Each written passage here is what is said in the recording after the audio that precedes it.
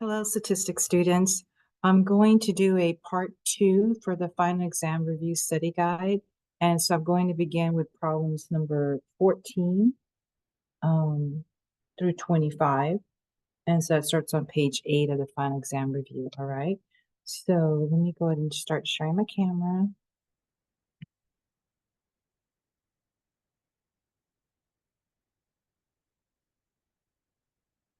Go to advanced content from second camera.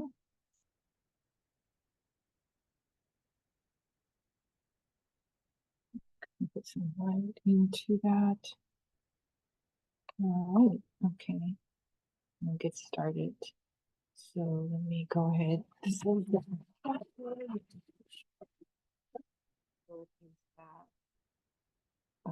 Okay, get started now. So we're looking at number 14. It says that a card is drawn from a standard deck of playing cards. Find the probability that the card is a face card or a red card. Write the answer as a fraction, the lowest terms. So this is important, face card or a red card. And we're finding the probability. So that's a capital P.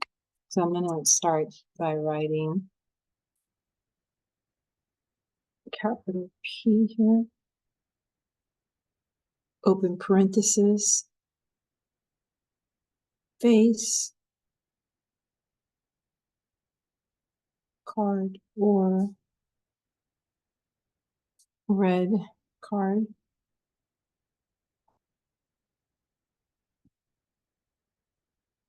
And then I'm going to do the make a list of the outcomes. So I'm going to put here face card outcomes.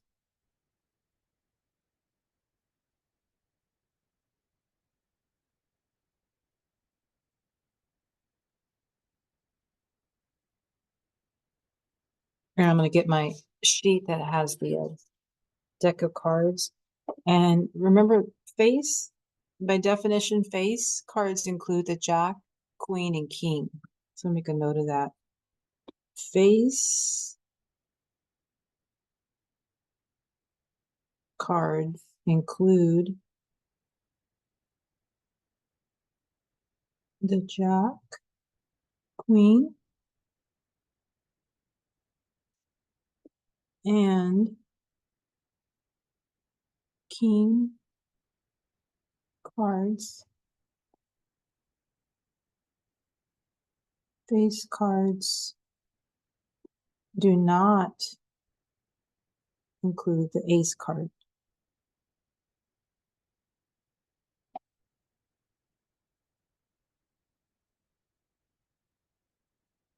Okay. Also, with the numbering too, the numbering is just 2 through 10. There are no numbers. I know in some games, sometimes in some games, the ace card might be given a number like 0, but for this chapter 4 probability, we do not assign the ace card any number value. So the only number values are 2 through 10. It doesn't start with 1, okay? And these are called suits, heart, suits, diamond suits. These are called spade suits, and these are called clubs. And there's a total of 52 cards in all. And each suit has 13. So 1, 2, 3, 4, 5, 6, 7, 8, 9, 10, 11, 12, 13. So if I do 13 times 4, because there's 4 suits, that's 52 cards total. Okay, those are things to know. So for the face card, I'm going to jot down the outcomes would be the hearts, Jack, Queen, King, the diamonds, the spades, and then the clubs, Jack, Queen, and King. So I'm going to make a list of those, okay?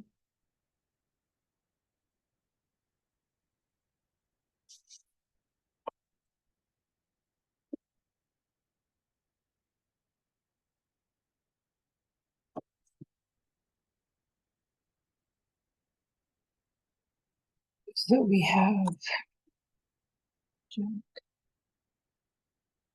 Queen, King. We have some diamonds.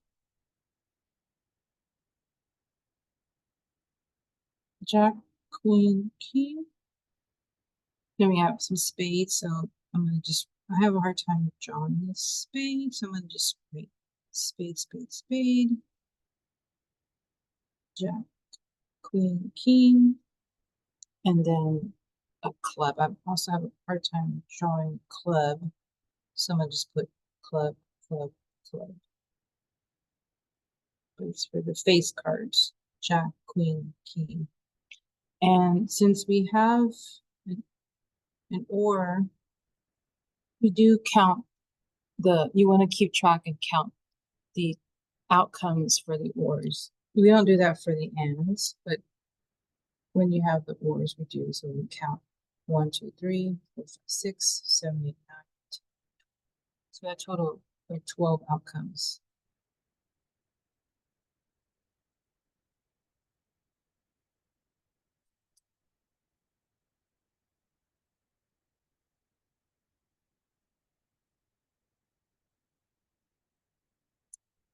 And what happens with the or is we want to, like I said, total the outcomes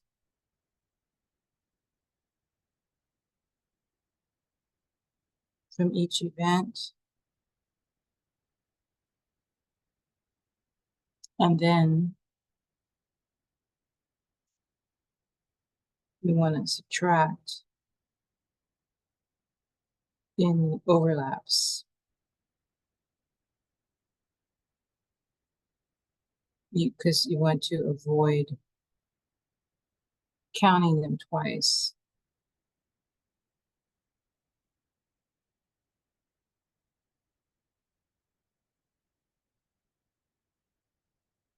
So we have the face cards and then we have the red cards.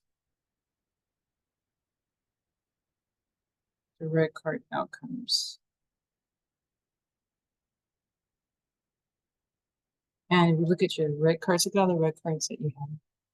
2 suits of them, hearts and diamonds. So we have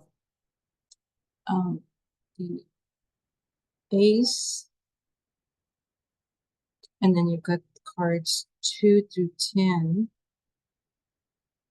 that are cards. And then you have the jack and the queen and the king cards. And then, so we've got these. And then you got the diamond. So then you have the diamond base. I think we should do this.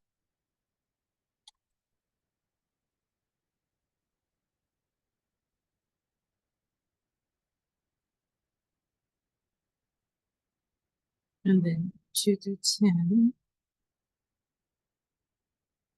The jack, queen, king.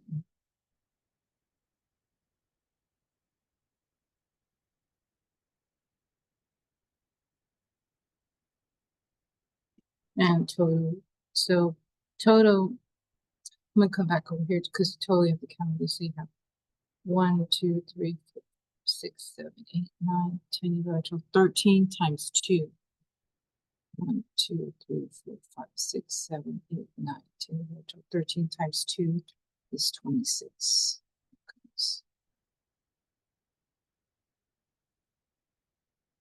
All right, so then I don't need this now. So now I'm gonna look for overlaps. So overlaps, we have, let's see, the face cards with the hearts. It's overlapping. And then we also have these diamonds with the face cards overlapping. So we have a total of 6. So 1, 2, 3, 4, 5, 6. Two groups, 3 each. So 6 are overlapping, and you don't want to count them twice. So you want to subtract the 6 so that you don't count them twice. Okay, so we have this again, probability of phase or red, and we want to total the outcomes from each of the events. So this outcome had total 12 over the total amount of cards. There's 52 cards in the deck.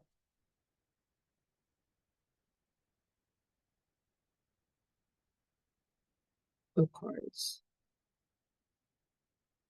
And then this total is 26. So 26 out of 52. But then you're going to subtract 6 because you have an overlap. And you don't want to count them here and here. So you're going to subtract 6 out of 52. And then the way you add and subtract fractions is you have to have a common denominator. So we have a common denominator, 52, but now we need to figure out what is 12 plus 26 minus 6, which is 32. And then I can reduce that by 4. So 32 divided by 4 is 8. And 52 divided by 4 is 13. And that cannot be reduced anymore.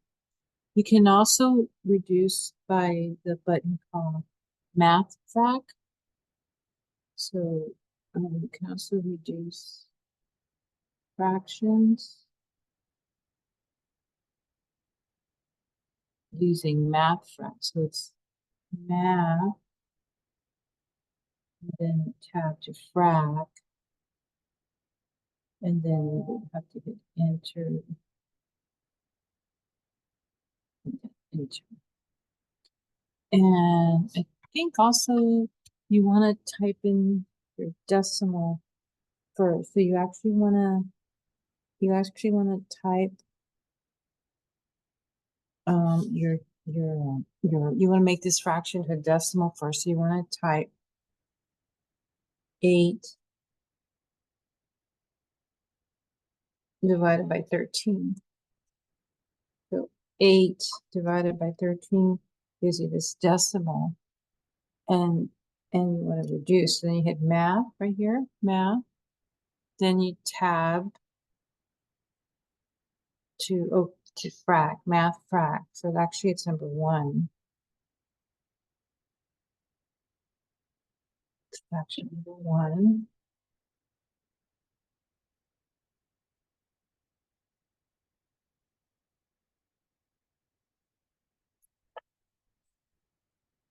Enter. And then enter again. And see how it reduced it to 8/13. Okay, so I think actually instead of typing 8/13, we need to type the 32 divided by 52, because that's what we're trying to reduce. So you want to type 32 divided by 52. Type 32 divided by 52. Let's try that again. 32 divided by 52 equals, there's your decimal. Then you're going to change that, try to reduce it from Math. And then you want to Frac, so enter, and then enter again. And then it reduces to 8/13. All right. Okay. So you type the 32 divided by 52, then math, and hit enter for one frac, then hit enter again, and it reduces to 8/13. And that's an OR, and that's called the inclusive OR because it has overlaps. So this is an inclusive OR. So let me say, notice we have the um, inclusive OR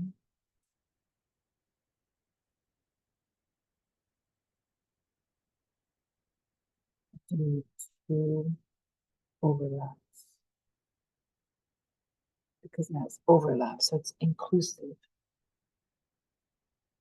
as opposed to exclusive, the mutually exclusive, right? Mutually exclusive means that there are no overlaps. So mutually exclusive means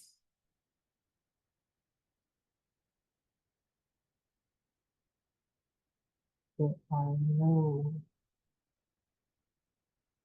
overlaps. They're mutually exclusive.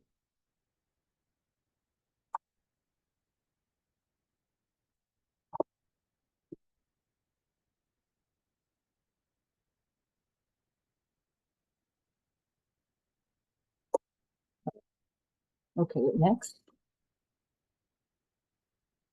43 race cars started the 2010 Daytona 500. How many can the cars finish first, second, and third?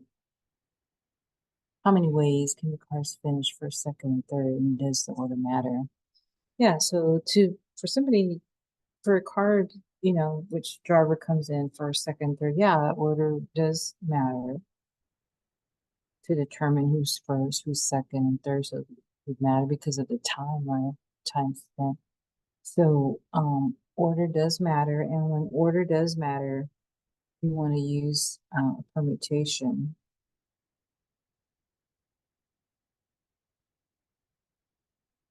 when order matters.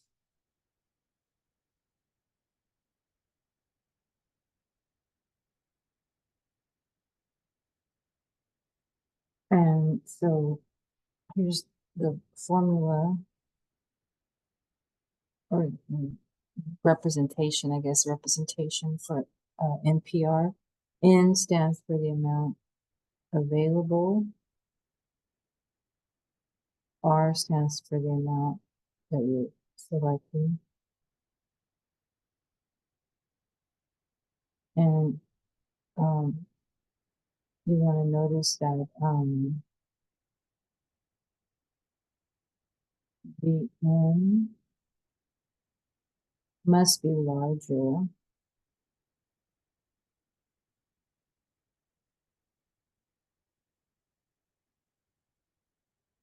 than the R.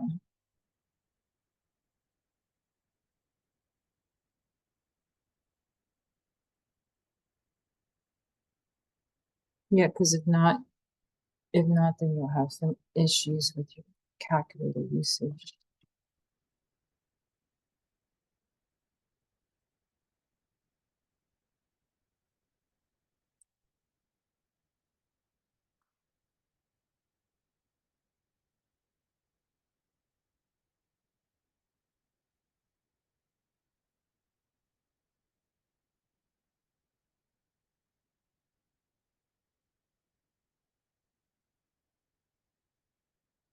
And so for us, the amount available is 43.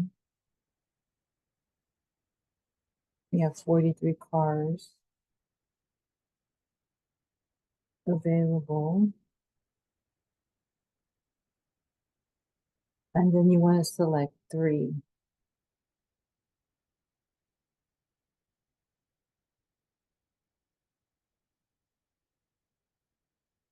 pre-selected as first, second, and third. And you can, if you want to do it by hand using a formula, because I think some of the Alex videos maybe showed you by hand, but you are allowed to also use the calculator. And I use the calculator in my recording lesson. So to show the calculator, you would need to type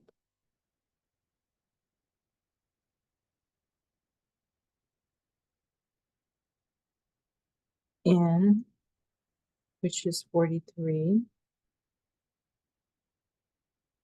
And then you want to press math. And then you want to tap to probability, PRB. And then you want to go down to number 2, because number 2, I believe, has the NPR. And then you want to hit enter. And then you want to type 3, because that's the R.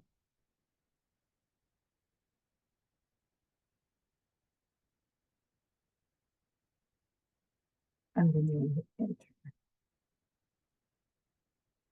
And that should work. Let's see. So you want to type in, which is 43. Then you want to type or press math. And you want to tab all the way to probability at the end. And then you want to scroll down to number 2, because you want NPR. And so it's 43 NPR, probability of 3. So you want to hit 3 and then hit enter. And you get 74,046.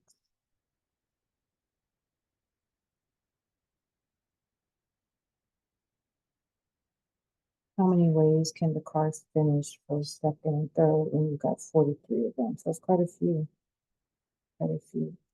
So it's hard to predict who would win. All right. Next, a state's Department of Transportation plans to develop a new section of interstate highway and receives 16 bids for the project. The state plans to hire 4 of these bidding companies. How many different combinations of 4 companies can be selected from the 16 bidding companies? Okay. So here, I would say that orders is not important. So they want to hire 4 of the companies. We're receiving 16 bids, okay? As far as order goes, order wouldn't be important in this case. Other things may be like, maybe the lowest bid, or which was the most expensive bid, but not as far as order goes. Okay. So we want to use a combination.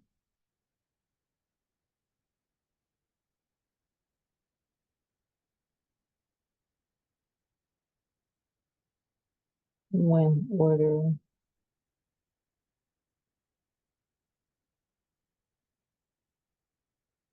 does not matter.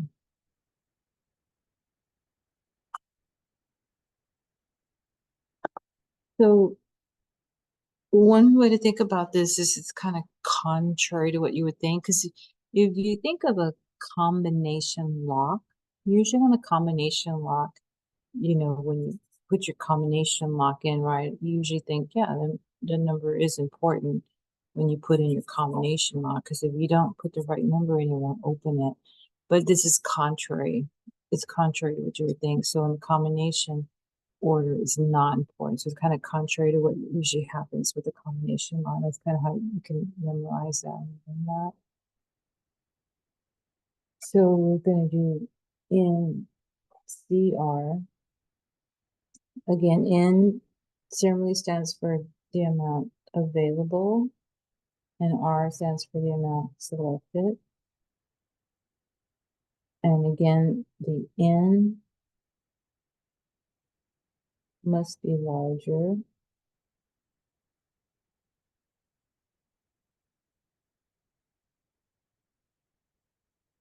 than the R.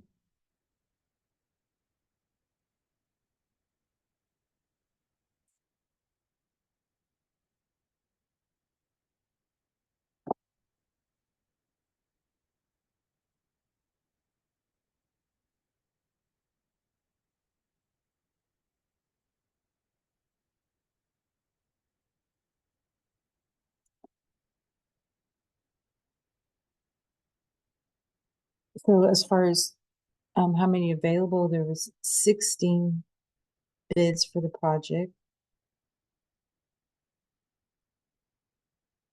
And you're selecting 4 of them.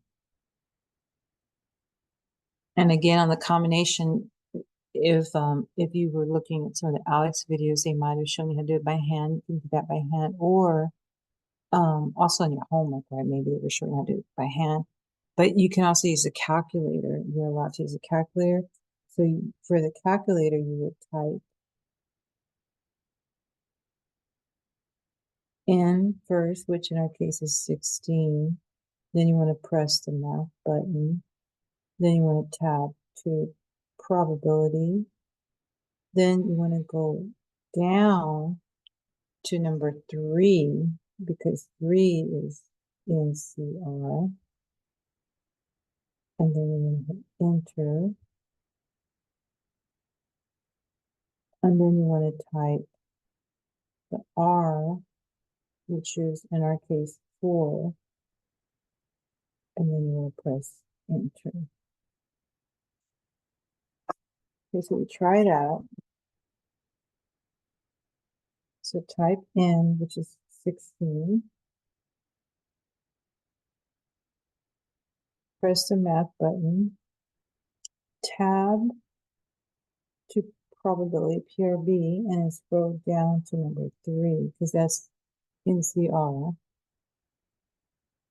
And then you want to type R, which is 4. You're selecting 4. And you get 1,820. So how many different combinations of 4 companies can be selected from 16 bidding companies?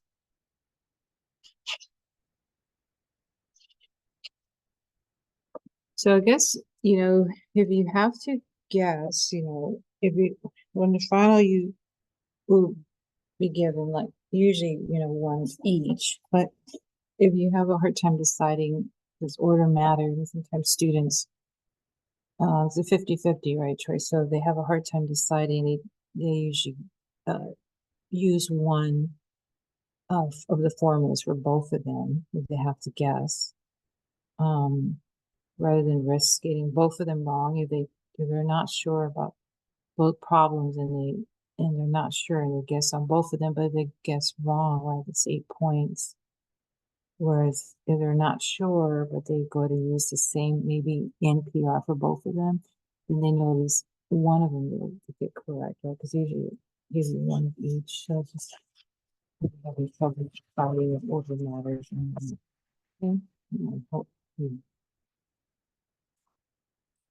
Okay, let's go to 17. There's 25 problems, so we're on 17 now.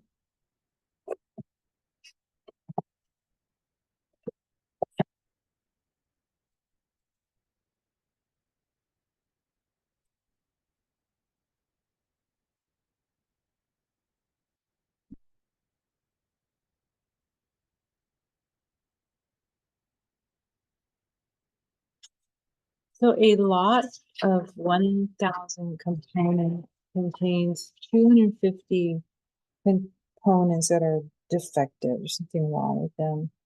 two different components are drawn at random and then they're tested. So two different components. So they're not placed back. They're not, it's without, replacement, right? They're not putting them back in. The two different components are drawn at random and they're tested. Let A be the event that the first component drawn is defective. Let B be the event that the second component drawn is also defective. Find the probability that both are defective, and then round your answer times thousands. So this is an example of the multiplication rule number 2.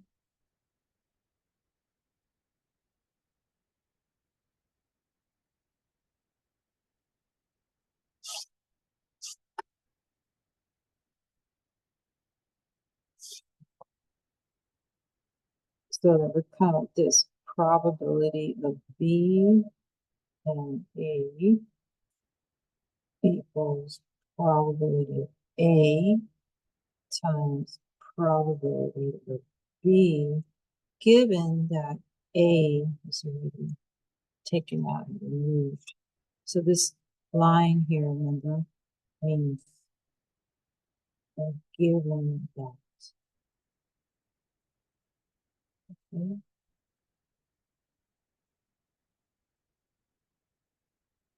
So when we taught this lesson, this video recording, we're going to say that D denotes picking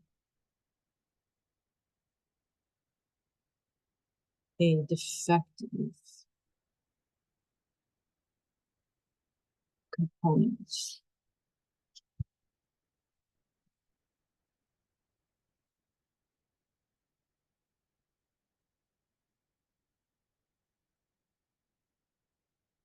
And then I'm going to set a probability of D1 and D2 using subscripts because we're choosing, we're drawing two. We're drawing two.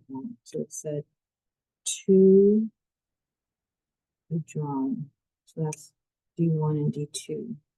So we have probability of D sub 1 times probability of D sub 2 given that D sub 1 already occurred. So you see this is mimicking this generic multiplication rule, okay?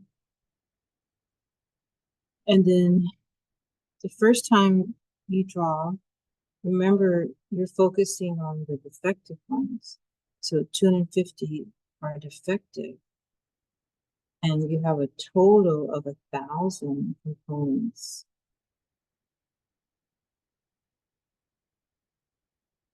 That's your first drawing. And you're not putting it back in the group.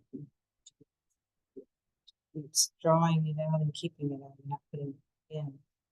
And so now when you choose another drawing, you have the 250 minus 1, so you're not putting it back. And again, you're focusing on the defective one, so still the pool of 250. It's just minus 1. And also on the bottom, you now have 1,000 defective minus 1. Because remember, you didn't put that back. So you basically have 250 over 1,000 times 249 over 999.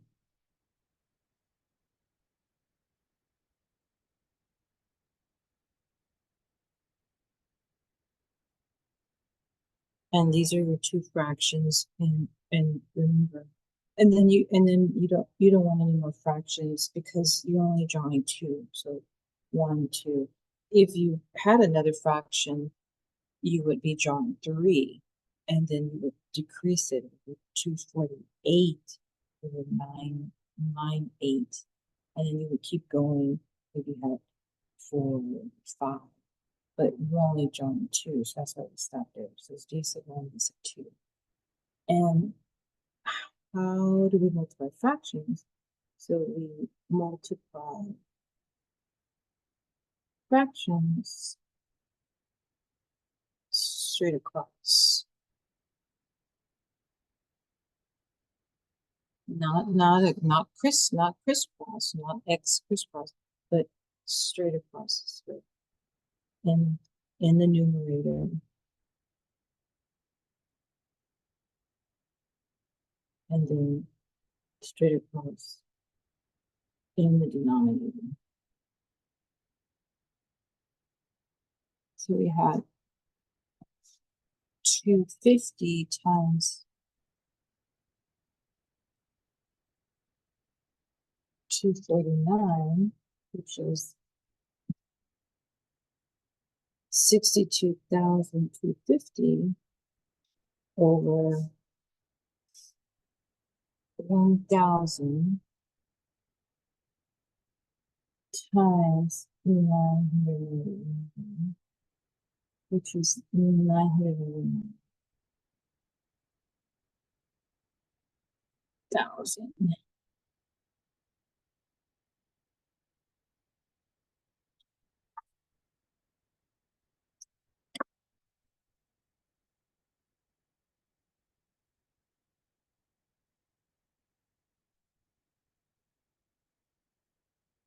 And then you can reduce that. You can knock out these n zeros if you want.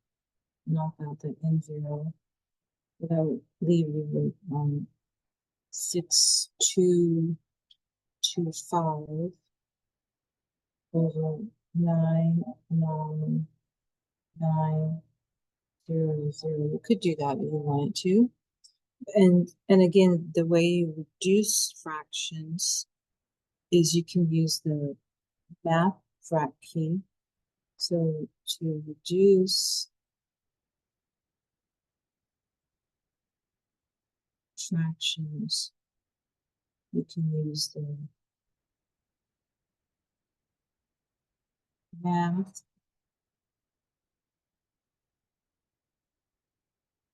frac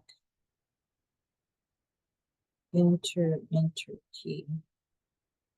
So you would have to first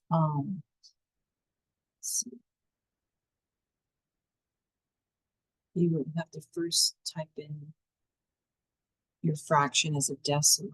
So you have to first type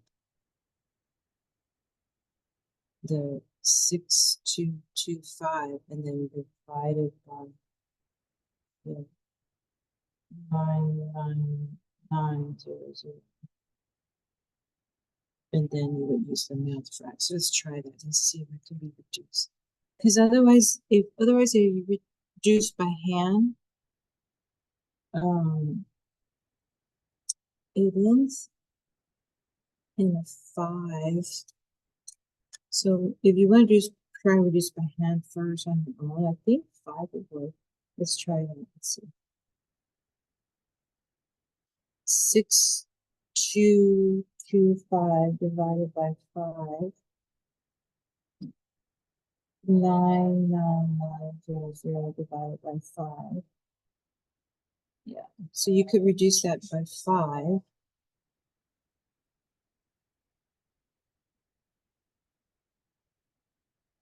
And I'm not sure where to put that. But where could I put that? What do you think? Maybe I should put it over here.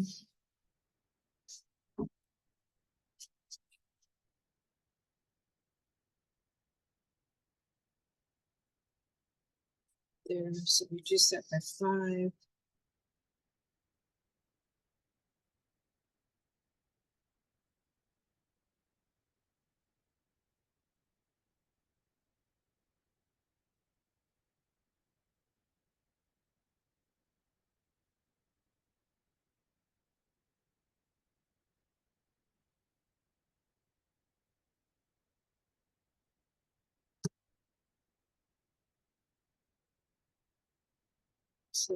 1, 2, 3, 5, 1, 9, 8, 0. I think that can be reduced by 5 again. So 1, 2, 4, 5 divided by 5 is 249. 19180 divided by 5 is 3996. And I think although it cannot be reduced by 5 again, I think that can be reduced by 3. Let's see, 249 divided by 3. 396 divided by 3. Yeah, so that can be reduced by 3. 3 goes into 249 83 times, and 3 goes into 3996 1332 times.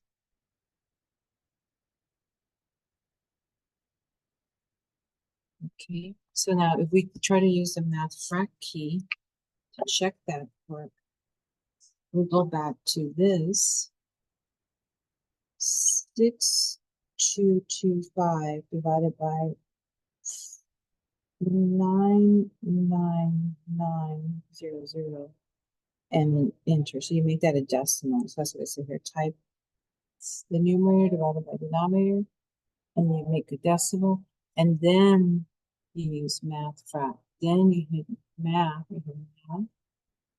and then see number 1 frak. So you just hit enter, and then hit enter again.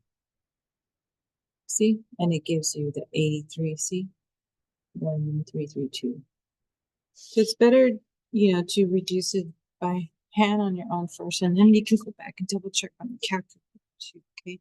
Now the thing is, they want you to round to the thousands place. So okay, round to the thousands. So let's see. Again, I'm running out of room here, but let me go up to the top. So if I have this. So I had the 83 over 1332, and then if I, excuse me, 83 divided by 1332 is this decimal point 0.623123123. Huh, it said that repeats. Look at that. 1, 2, 3, 1, 2, 3. Well, what's repeating is 231, right? 231, 231.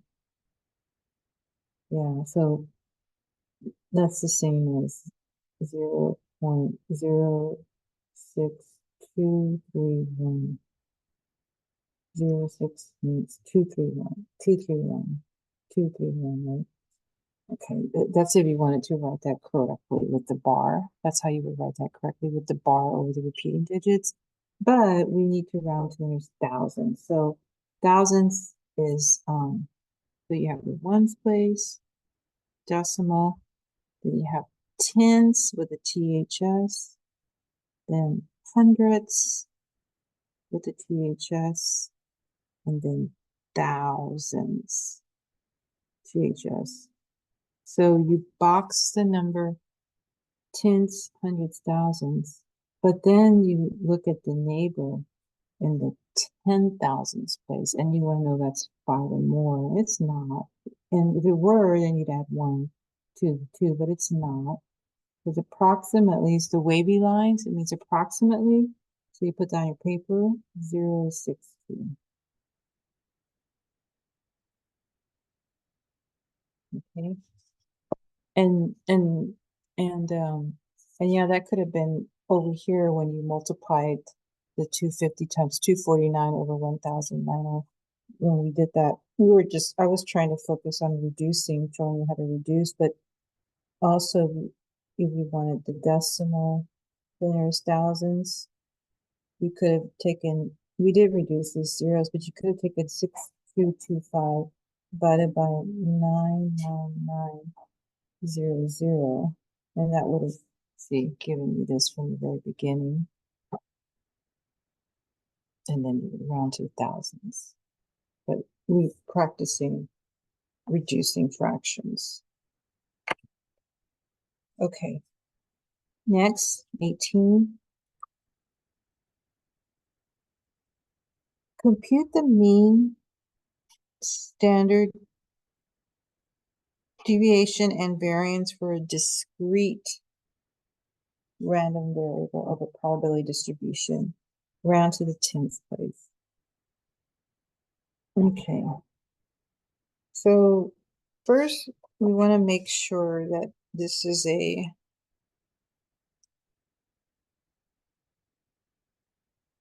probability distribution. So remember the requirements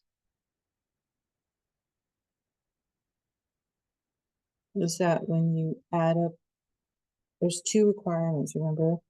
First is when you add up, so summation to P of X, which is you add up the probabilities. When you add probability 0, which is 0.05, plus probability of 1, which is 0.69, plus probability of 2, which is 0.16, plus probability of 3, which is 0.08, plus probability of 4, which is 0.02. Remember, that's supposed to give you 1. Let's check that. Let's make sure it is.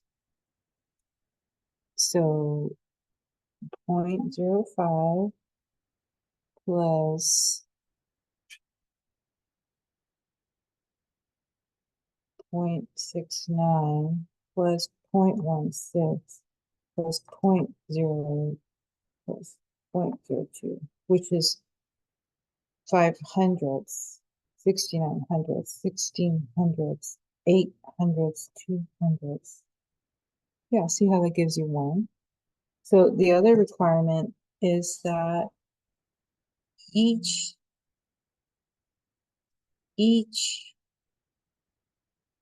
probability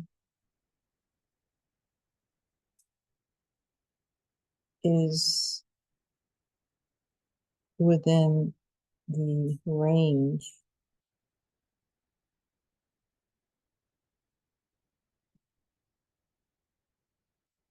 which is between 0 and 1. So in other words, it needs to be a size that's between 0 and 1, and it can be equal to 0 and equal to 1. But that means, no negatives, no negative probabilities, and no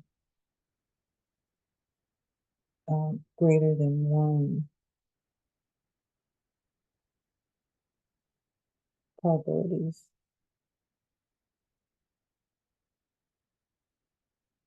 Decimal small. And they are, see, none of these are negative. See 0.05, 0.69, 0.16, 0.08, 0.02, none of them are negative. And none of them are bigger than 1. So both of these requirements, both of these requirements are met.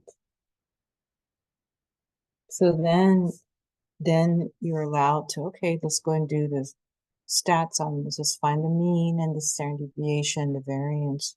So you want to, again, you could, if you wanted to do it by hand, I'm sure some of the Alex videos or when you do your homework was probably showing you how to compute it by hand. So if you want to do that, you can, if you already have those learned and practice. But you can also use the calculator, which is what I was showing in my lesson.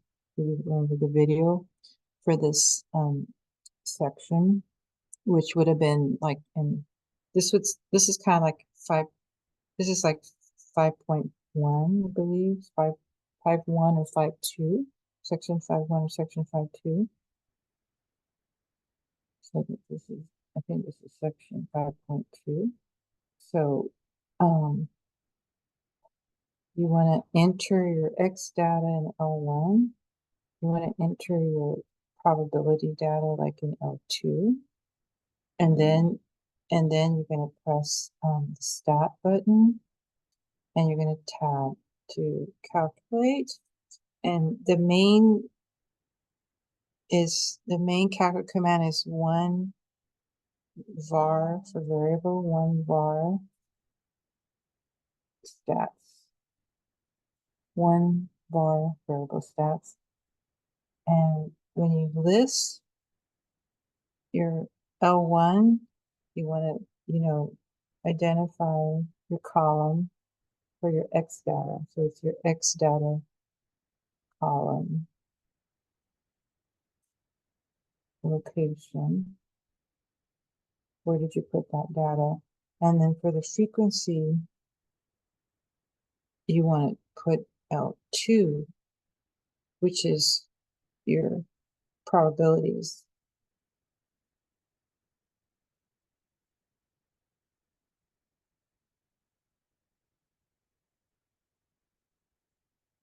So here you do want to put something down for frequency. You don't want to leave it vacant. You do need to put in your probabilities here for this, and then press enter.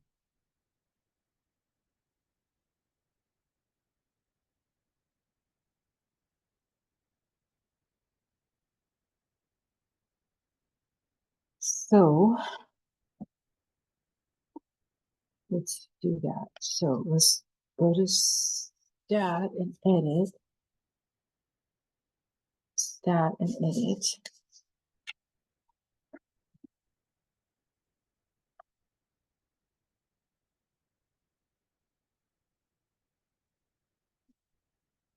Enter.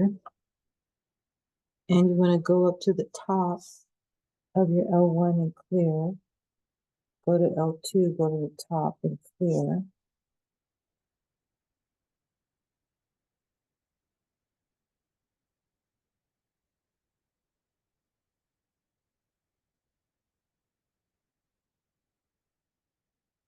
And then you want to enter your data. So for L1, you want to enter 0, 1, 2, 3, 4. And then for L2, you want to enter 0.05, 0.69, 0.16, 0.08, 0.02. And they are equally yoked here. They're the same amount of data values.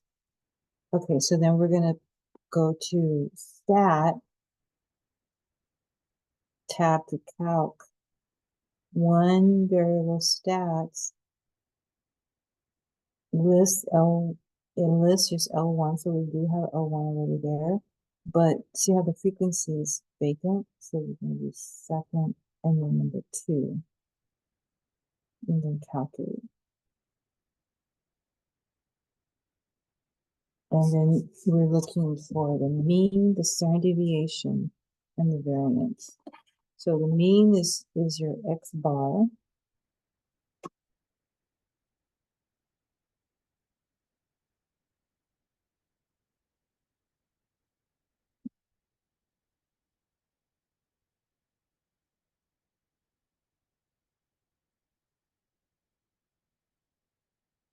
Mean is the X bar, but you wanna refer to it as mu. So mean refer as mu, which is the Greek letter. So remember I had that page of the alphabet, the Greek letters of the alphabet? Let's find it. Remember we talked about this page here? This would have been in chapter 3. See this mu, see M and mu? That's for mean, for mean. That's the mu. So don't use the X bar. Although don't write X bar, because we used the X bar in chapter 3 when we had our data values and sample data, but we're working with probability distribution, so we need to use the Greek letters. So we want to use mu here. And although on your calculator it doesn't change that, it writes it as X bar, but it's 1.33.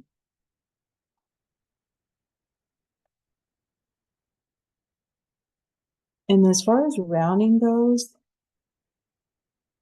let's see, you want to round, the rounding rule for these is you want to round one decimal place beyond how your X data is. Your X is your data because your P of X is your probability. So you wanna round one place value beyond the X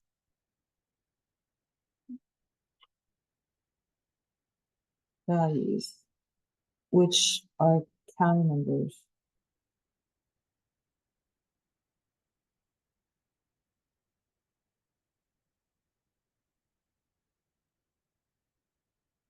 You can see, well, I shouldn't say counting numbers. I should say whole numbers because counting numbers start with 1. And these, you can see from your probability, p sub 0 is 0.05. So I should say which are whole numbers. I shouldn't say counting because counting starts with 1. This one starts with 0. X, B starts with 0. So, but you're still going to round a one place value beyond the X values, which are whole numbers. So you're still going to round to the tens place. So these are whole numbers.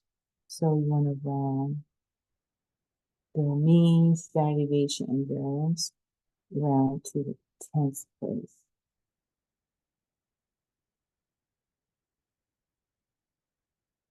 So this is the tens place. And then look at the neighbor. So neighbor 5 or more. No, in this case it's a 3. So it just stays 1.3. So that's your mean. That's your mean. And then your standard deviation.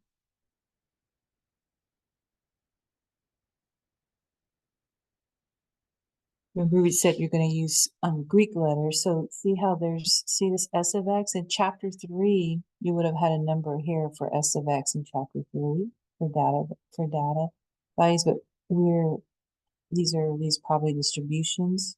So you're going to use this sigma X, and that's what you're going to use to represent your standard deviation. So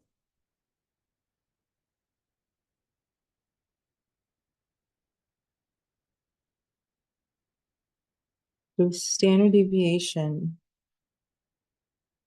you want to use sigma X. And as far as sigma, let's see, we look for that on this chart here. See this right here? Sigma, so it's a summation. Also, see the sigma. That's what we have. This is ours is with the subscript of X, is sigma, subscript of X, sigma. Sigma with a subscript of X. That's standard deviation. And that gives us 0.7753063991.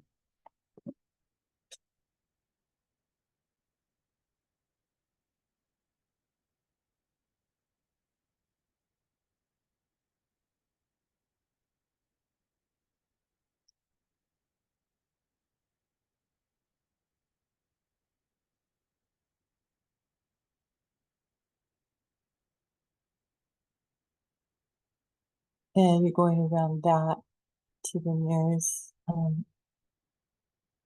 tenths for the standard deviation.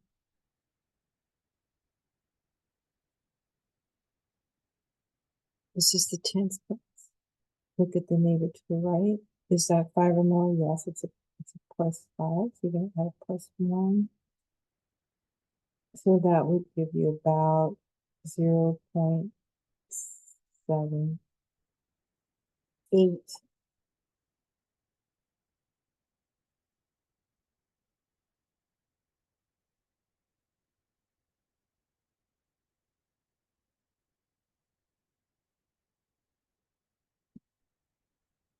Running, we're running to the tens, right? Okay, sorry, we're running to the tens.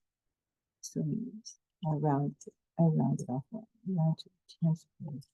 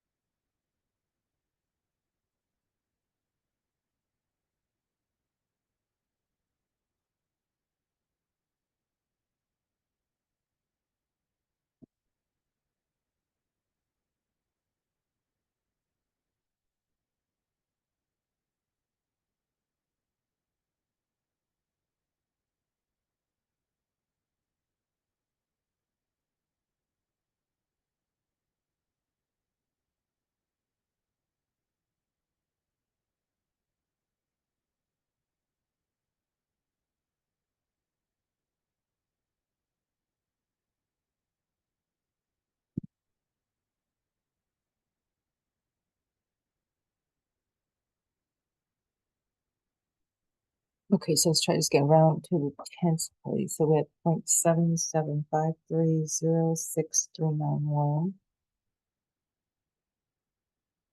and around to the tens place. So this is tens place is for 7. Then you look at the neighbor. You look at the rise up 5 or more. Yeah, that's a 7. So you have permission to add 1 to that.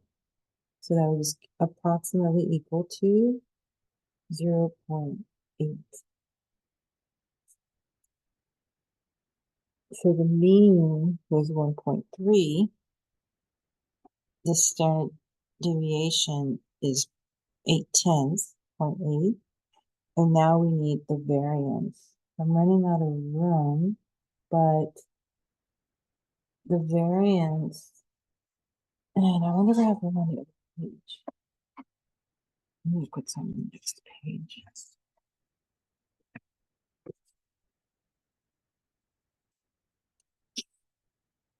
I don't know whether to put it on this next page or in this empty spot. Maybe right there.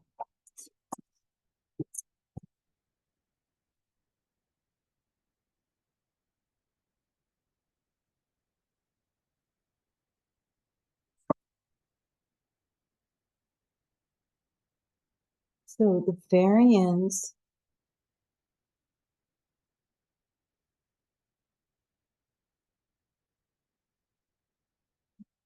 is sigma subscript of x, but quantity squared.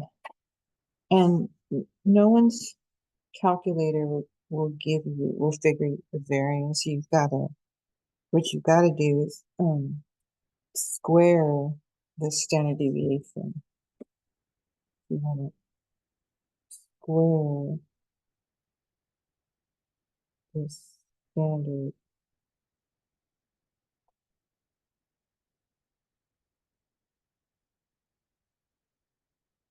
deviation. So this equals, and you want to square the exact value of the standard deviation.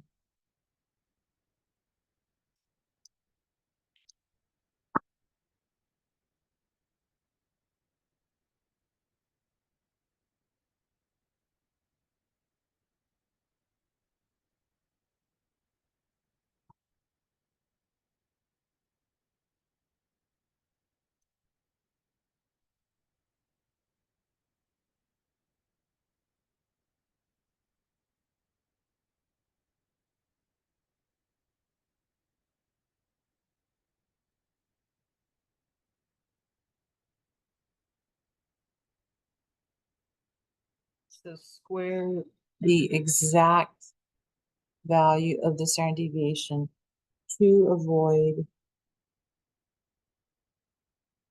round off error.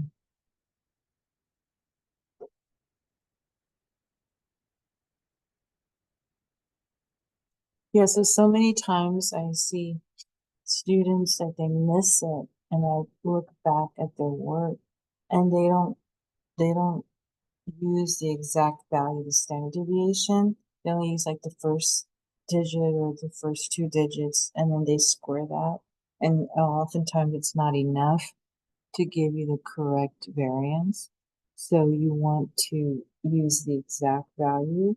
So for us, it's, remember, this is down here, it's 0.73063991,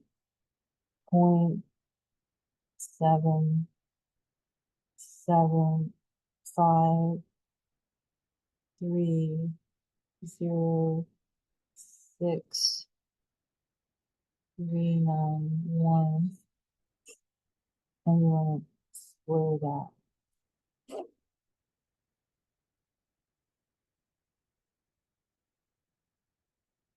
Okay, so I'm gonna take this.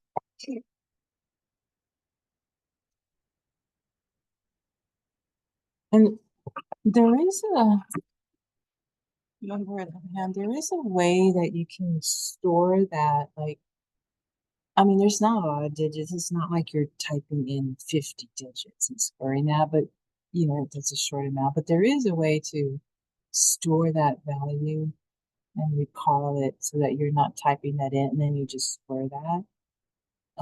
But I don't remember that offhand, but that's okay. Like I said, it's not like you're typing in 50 digits. So you're typing in 1, 2, 3, 4, 5, 6, 7, like 9 digits. So you just type in 0.7.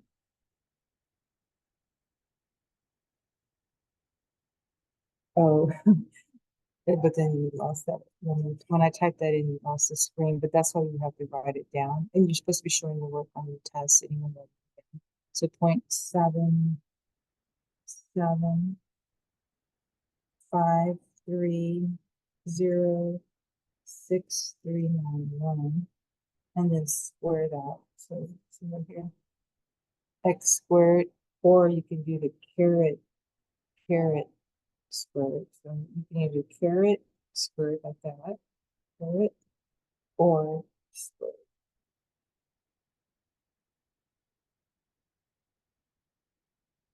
And then, so you either hit the caret and then 2, or you hit this, see, x squared.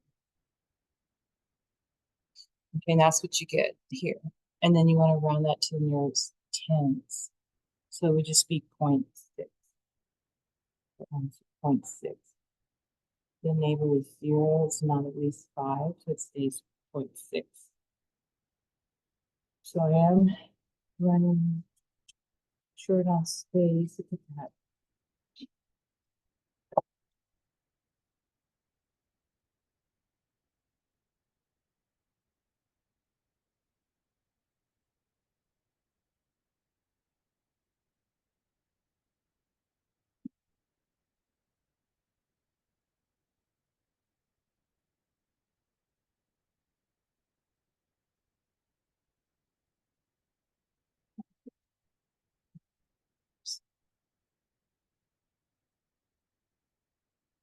So,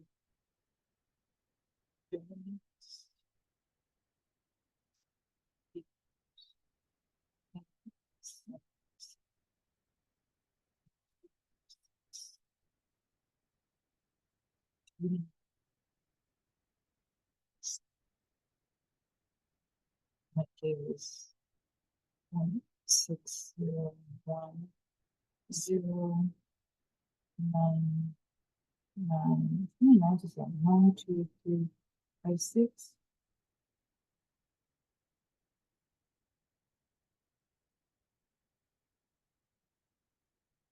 And then you want to round to the nearest tens.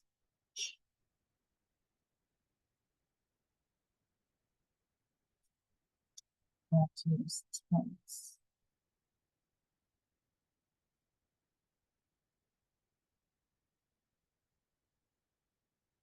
Look at the neighbor. Is that 5 or more? No, it's only 3. So it's gonna be 3.6.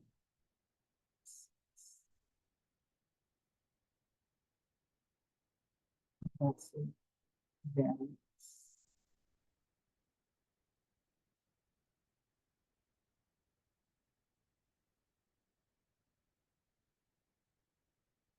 Okay.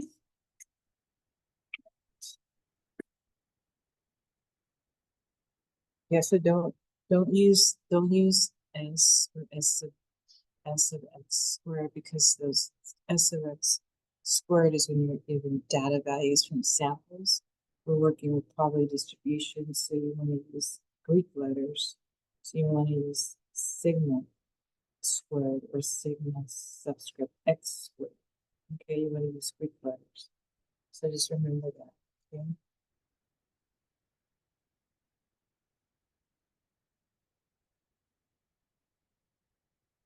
And again, when we did the main command is one variable stats. So one variable stats. So you want to put the main calculator command. So you don't have to put all the like stat edit and stat calc. The main calculator command is the one variable stats. Save time because you want to identify the main command. And so again, this is mean, which you have to write mu. You rounded that to the 10th. And then the sigma x, that's a standard deviation. We round that to its 10th. And then we took this exact value and squared that to find the variance. Okay? All right, moving on. 19, there's 25 problems. So we're on 19 now.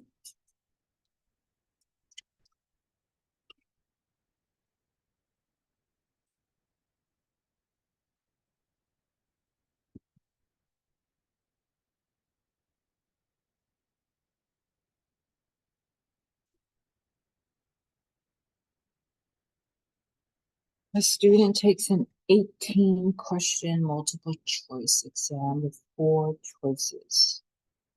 Okay, so let's say it's like, A, B, C, D. Of course, you're gonna have one right answer for each question and guesses on each question.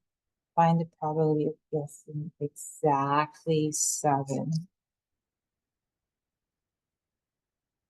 out of 18 correctly, then round to the thousands place. All right, so this is where we're going to use this vocabulary portion. Remember they said exactly. See this? These are binomial distributions, probabilities of these. See this vocabulary, all this vocabulary here. You want to look for the vocabulary. And remember it said exactly. So see that exactly. That is a binomial PDF. N is for trials, P is probability, X is like what are we actually summing, the probabilities that we're summing. And we have probability X equals or given number. 7. Okay. So let's see if I have a sheet to show you. Let's see. The generic information. Let me just do it. So I printed this out. Let's see. So this is from section 5.3 binomial distribution. So there's 3 main scenarios. So the PDF stands for exactly, making use of an exact value, binomial PDF. So here's an example of exactly 4. So find the probability of x equals 4. So you're only summing the probability of 4. So we use the second bars, math, A. So this alpha Alpha is green, so it's 8. So second vars.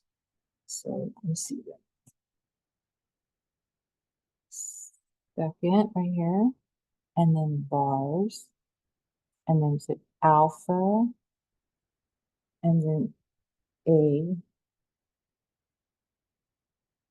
which is math. Math has an A on it. Math has a little A on that. But you can see binomial PDF trials, PX value. All right, so then for a binomial CDF, this is used for, let's say x equals 0 all the way to a certain n. This is important. It's characteristics of the CDF. It's in your probabilities that you're summing. You start with P of 0, P of 1 plus P of 2 plus all the way to the P of n. So here, suppose we have x is less than 7.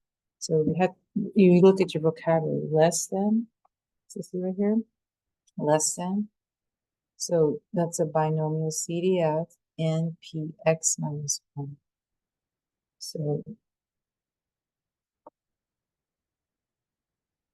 you see this right here, NPX minus 1. So 7 minus 1 is 6. Okay? And so what we're summing, see, is we're summing P of 0 plus P of 2 plus P of 3, see, all the way to P of 6. So this X equals 0, 1, 2, 3, 4, 5, 6. That's the probabilities that you're actually summing. That's what those little X's mean. The probabilities that you're summing. And we use a second vars. So with a disturbed second vars alpha apps, which is because of B. So alpha B for that. And then the last one is the complement idea, which means you do 1 minus complement, 1 minus binomial CDF only, not PDF, but 1 minus binomial CDF. And so I have an example. It could be, there's several complement ideas. You can see here, see this complement idea, and also see that idea. So there's kind of 2 choices depending on your vocabulary.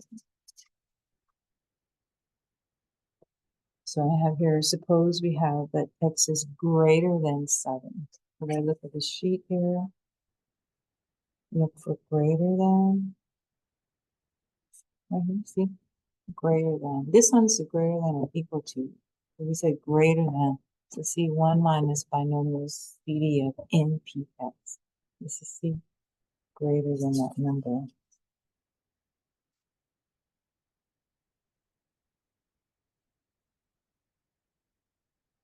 So in this example, we had, suppose we had 10 trials and it's greater than 7. So you're adding, I have here 8, 9, and 10.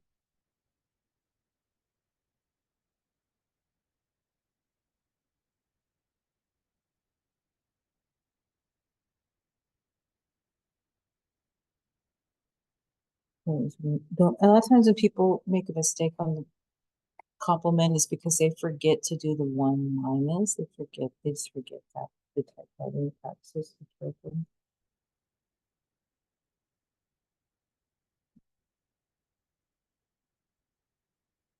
And you know how probabilities, we add them up, they equal 1. So that's what this is. 1 equals P of 0 plus P of 1 plus P of 2, all the way P of 10. So these are being subtracted off. They were going to be added and subtracted off. So this equals 18, 19, 20 on the probabilities that we're adding.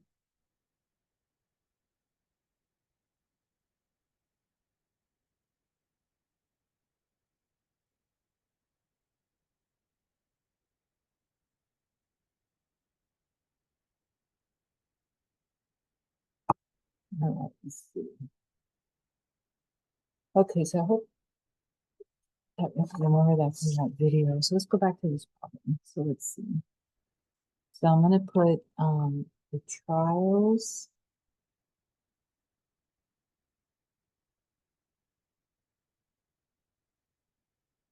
So there's 18 questions.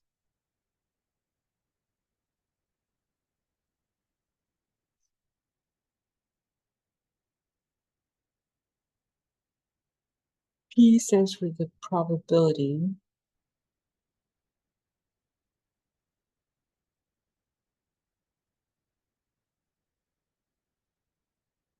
So remember, it was a multiple choice exam with 4 choices for each question. So um, so you can only have one correct answer per question over 4 possible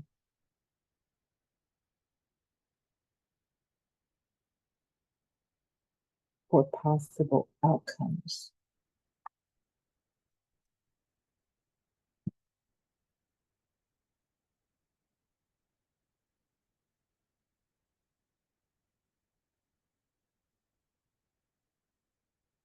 Which was A, B, C, D. And then you multiply times 100 because it's a probability. So you have 1/4 times 100. So 1 divided by 4, 1 correct answer, oops, divided by 4 times 100 is 25%,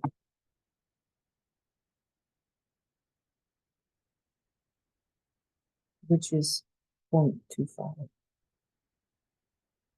probability.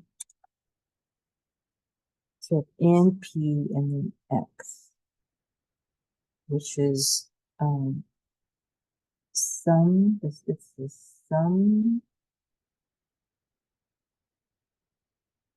that's how I think of it, the sum probabilities, right? Sum.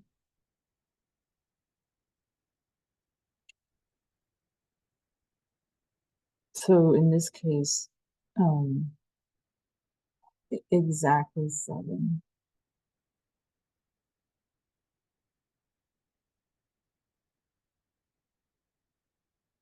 It said that here.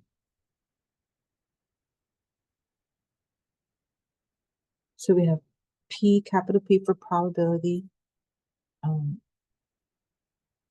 X equal to 7 because it's exactly 7. And you want to go back to your vocabulary. Vocabulary is exactly.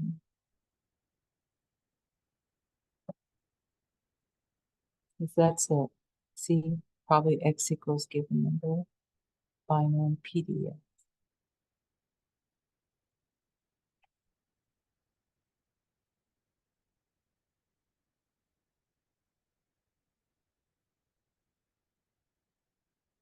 NPX.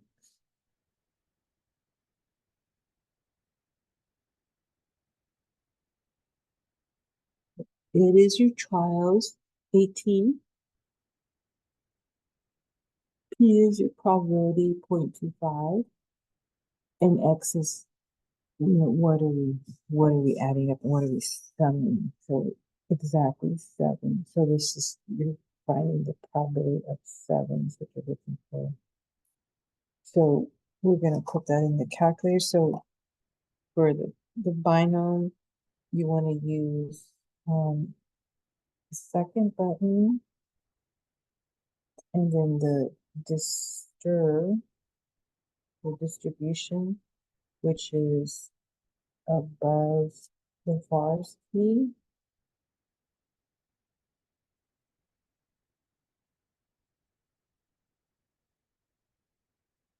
And you want to go with this, the A is all related to the binomial PDF.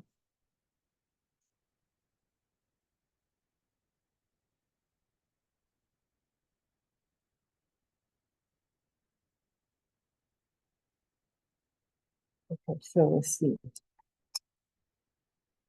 And second, to stir right here in the very, see that right here? There's stir right there. You can see that. Okay.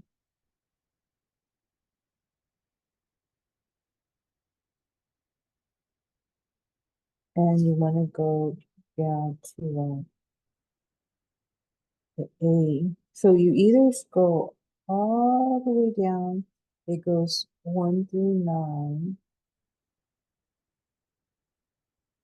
and then there's the letters. So you scroll all the way down, so numbers and then letters. But there's the A, see, Binom PDF. And if you use the shortcut to get to it faster, let's see. It's the A, so I believe it would be um, I believe it would be the alpha and then the math, because on top of the math and the.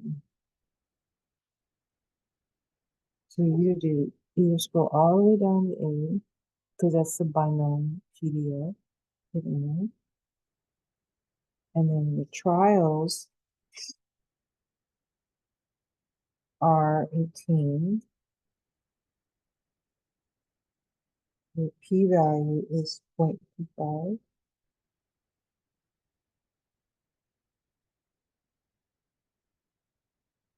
Your x value is exactly 7.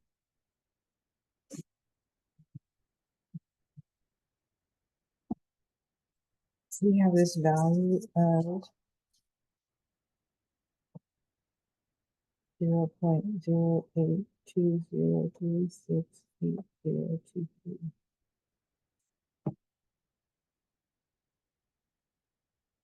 And they said relative thousands, tens, hundreds, thousands. Look at the numbers for those. You have more than 5.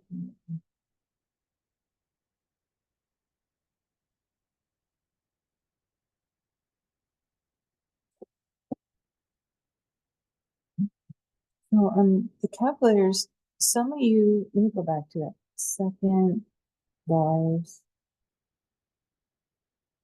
And you could go down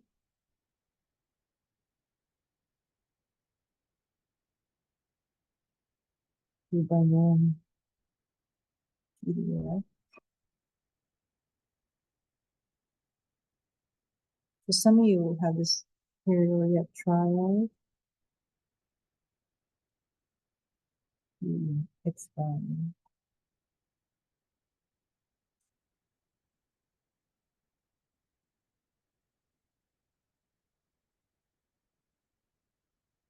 So trials, there's 18 of them. Probably 0.25. X value, stuff is 7. Paste.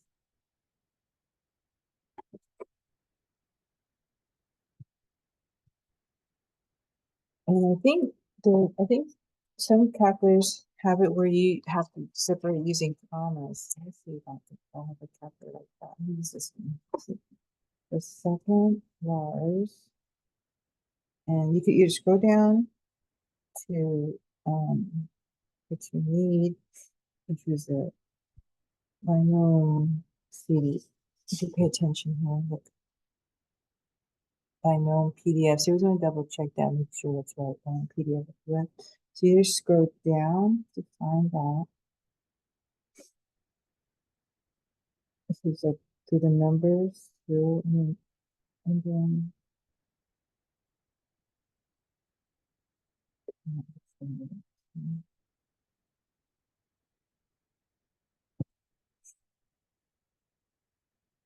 you go to alpha A. Yeah, that's the same. I was trying to find one where sometimes you have to put commas, a number of trials, comma, probably comma, X values. Let me try on this.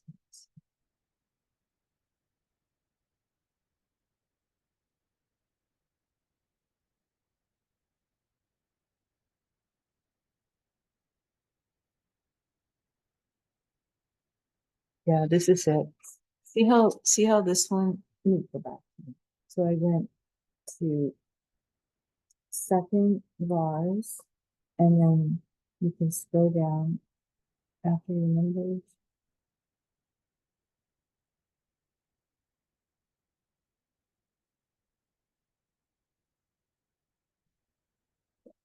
Want it alpha A or binom CDF, so either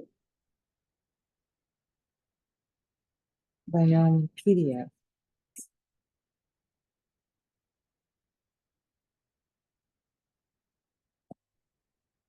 Yeah, binom PDF, see? Binom PDF. So you see how it's different from the trials, see? Some calculators have the trials and the PX value pay. Others just have that. And they have to fill in the order. They have to have the order. So the order is 18 trinomials, comma, comma is on top of 7, and then 0.25, comma, and then 7 with close parentheses.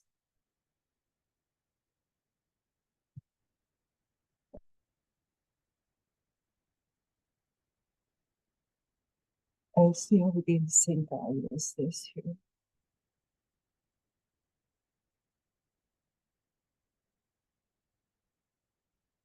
Okay. So, you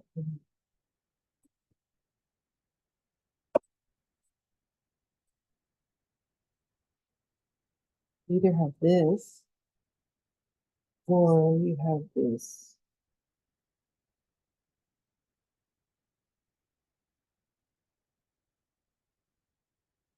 You have to type in 18, comma, 25, commas.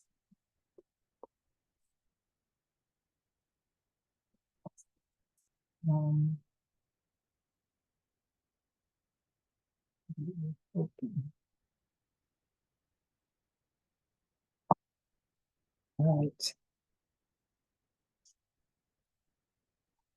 Okay, let's look at 20. A student guesses on a 20 true false question test. Find the probability that there is at least, here's your keyword, at least 3 answers round to the 10th place. Okay, so N stands for trials.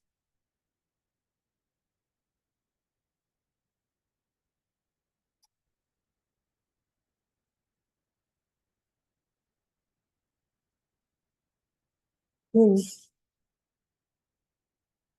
a 20 question test.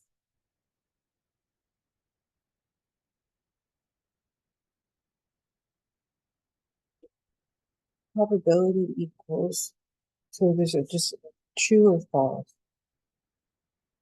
P or F. Okay, so probability P.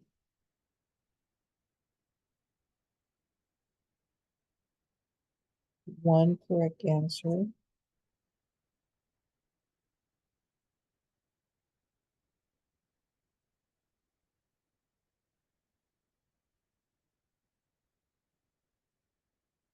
Over two possible outcomes.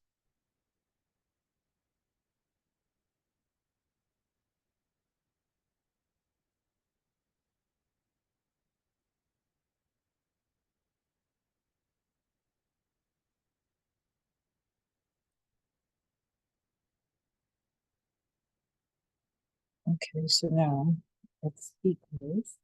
Okay, let's look at the vocabulary, at least 3. Okay, so we need to look at the vocabulary, at least 3.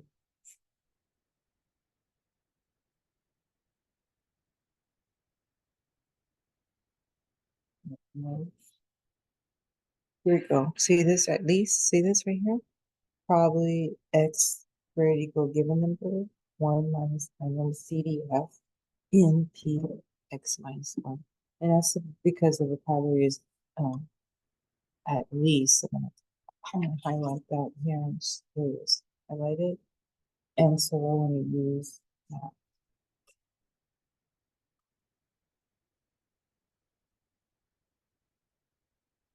Okay, see this at least.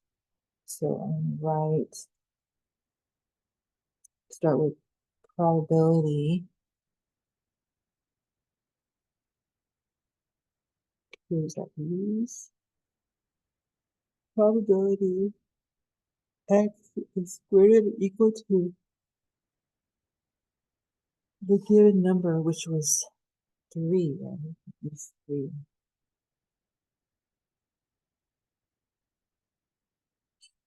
And equals this 1 minus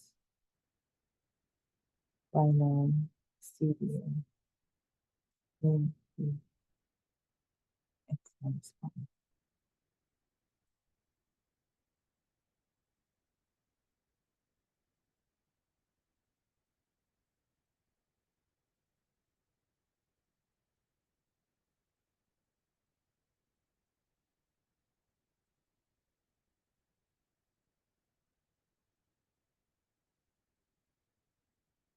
Okay, so I have 1 minus binomial CDF into x minus 1, and I get that from here. You always want to look at your vocabulary. So your vocabulary, and this vocabulary is associated, see, with the right probability. So you have 1 minus binomial CDF, and this is the number of trials, 20 questions, and then P x minus 1.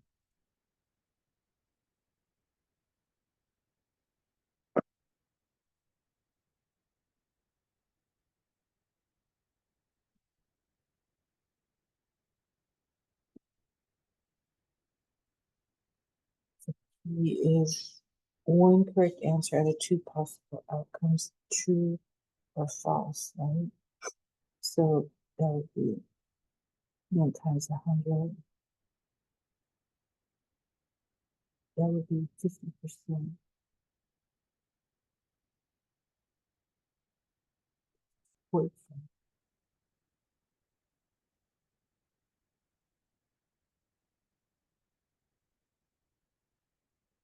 And then x minus 1.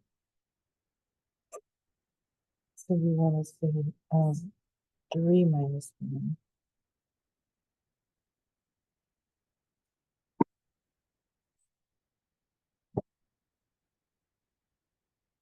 And the reason for that is because over here it says probably x squared equal to a given number, and our number is 3. So right here, x minus 1, 3 minus 1 is 2.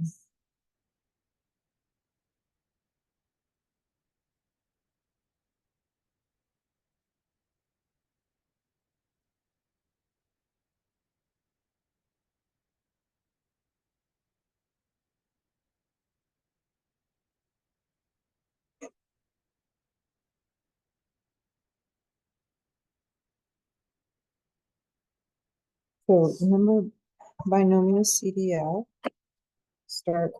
these start at 0. So you're doing 1 minus probability of 0 minus probability of 1 minus probability of 2.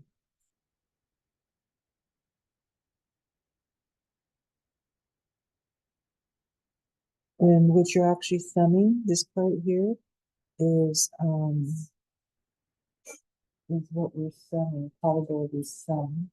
These are probability sums.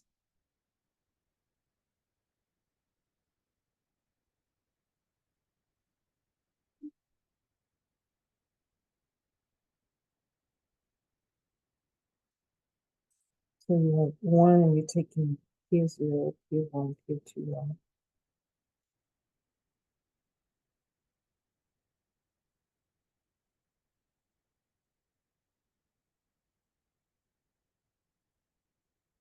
Remember when you add all the probabilities of equal to one, remember that? That's the definition. And so here you do one minus probably zero, take it to one, take it to two. But remember you have 20 trials. You have all the way to P of 20, remember? So you're taking away P of zero, P of one, P of two, and then you're going to start adding, because 3 minus 1 is 2, all the way to 2, so then you add P of 3 plus P of 4 plus P of 5 plus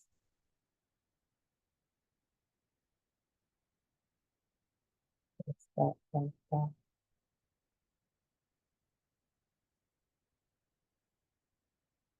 Plus all the way up to 20.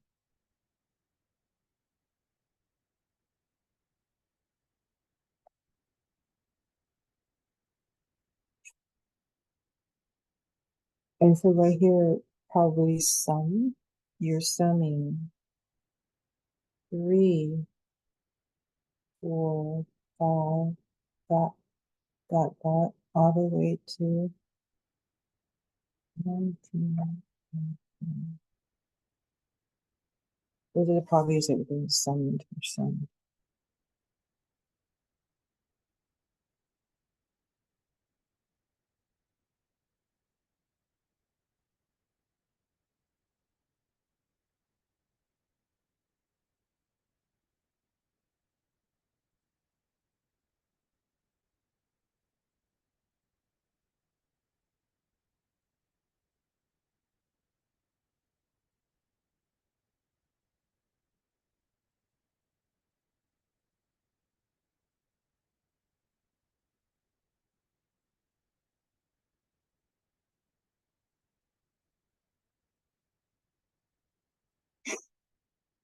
Okay, so let's use the calculator. And here you want to be careful not to forget the 1 minus. Oftentimes this is a complement because you're doing 1 minus. So don't forget.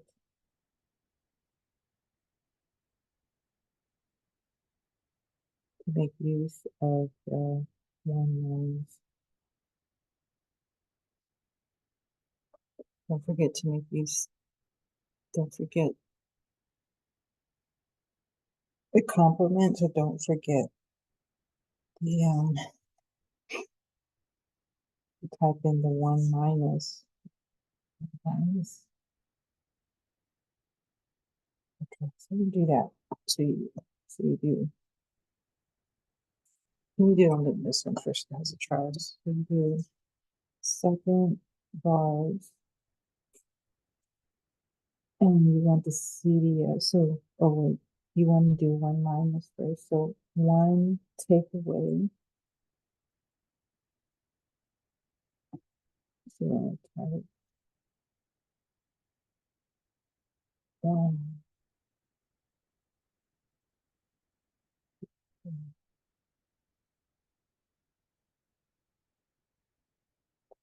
And then the second bars,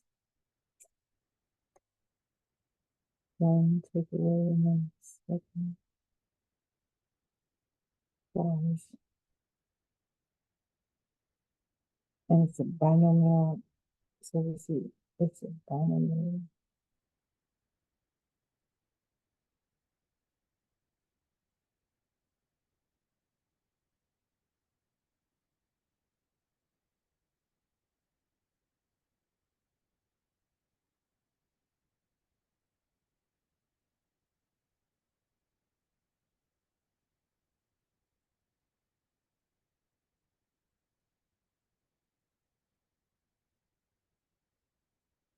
I'm looking for, let's see the binomial. Yeah, we said second alpha, right? Or alpha A, alpha E.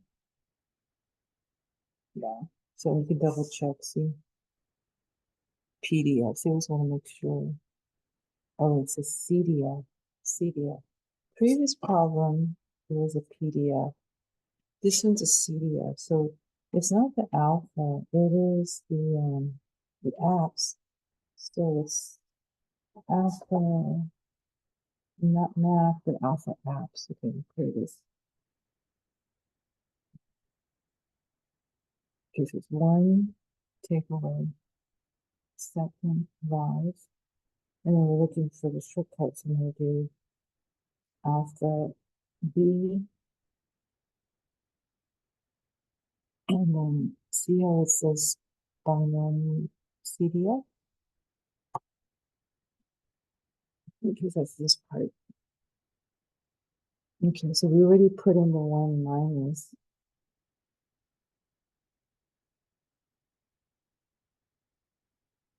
So trials is 20.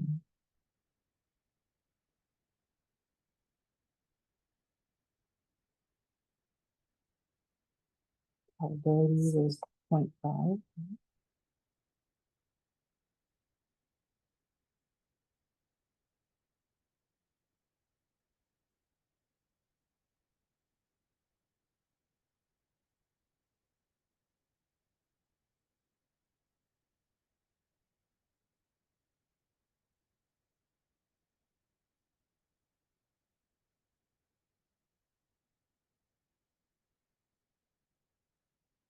It's 20 trials, 0.5. And then the X value is going to be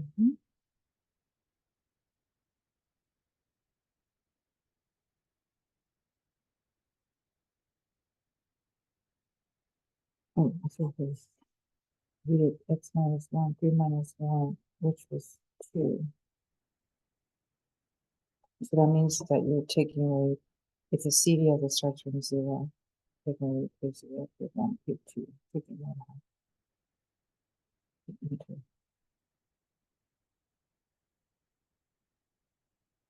Double check this.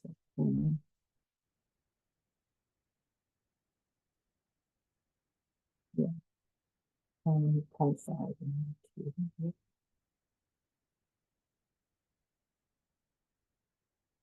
Enter. Again, this 0.997.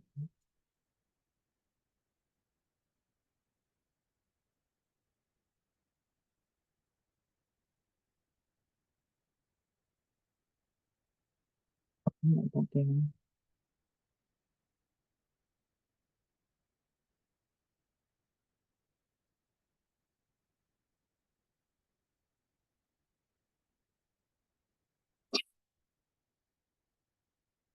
Around 10 years, thousands. So, no, it said round to 10,000, 10,000, tens, hundreds, thousands, 10,000, tens, hundreds, thousands, 10,000, round to 10,000.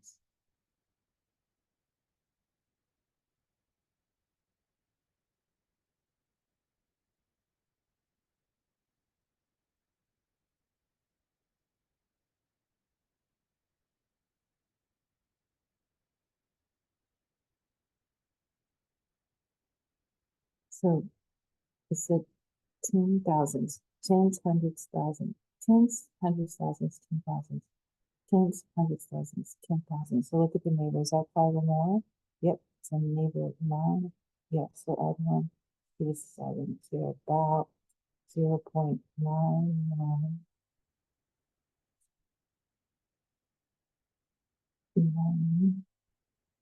And then for that 7, add a 1, that gives it 8.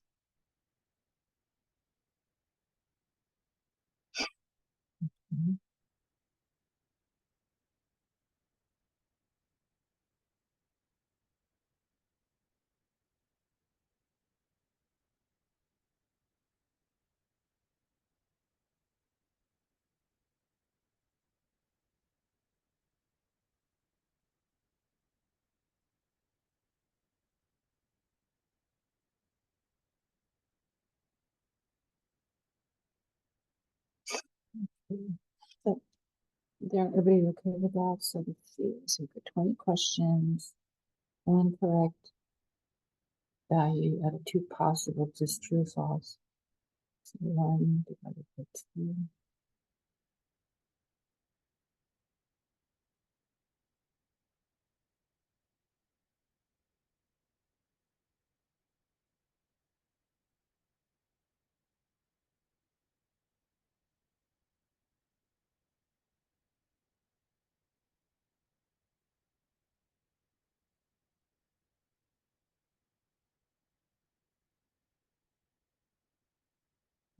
So again, just remember to look at your vocabulary. It's at least 3.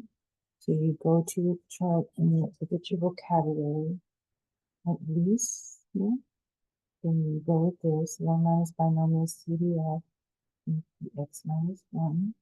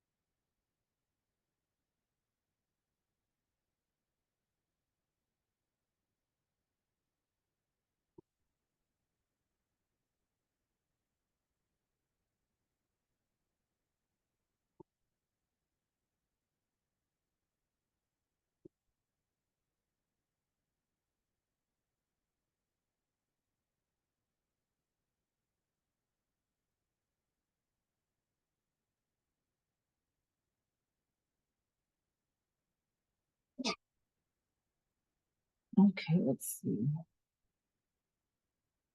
So let's see, our x was 3 minus 1 because the probability said that it was at least 3. 3 minus 2.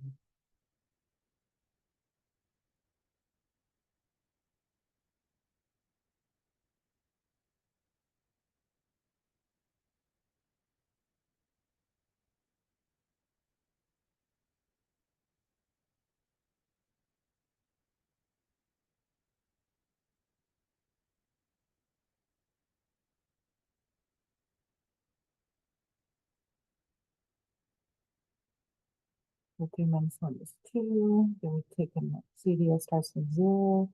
2, 0, 3, 1, 3, 2. Taking those out. And then what's left is P of 3 all the way down to, let's say, P of 20. And the pattern goes to is 1 on this side.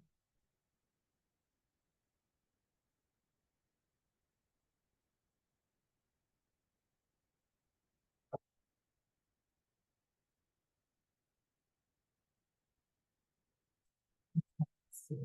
I think it's enough right to say on this. I think that we nuances. We're doing okay on that. We have a palette that's helping. And second vase. And I think I was going to go back and put the command shortcut, right? So remember we said do 1 takeaway, second vase. We want to CDO. Let's go back and do that. Because the alpha map A was for the PDF. What was the shortcut? 1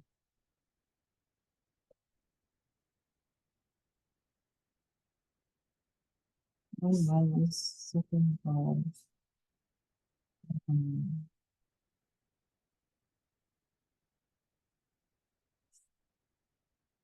Alpha.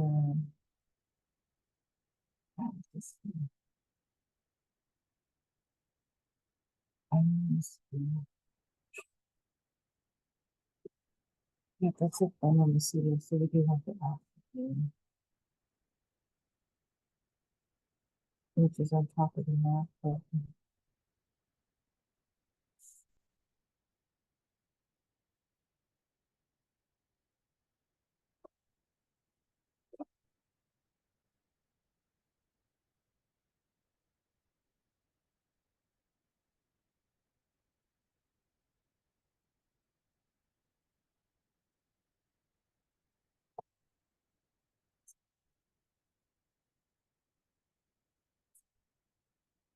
Okay, let's see.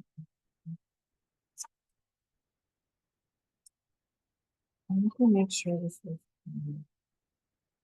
this one maybe, it's a PDF. Let me see. PDF, maybe something different. Come on. Open. Here.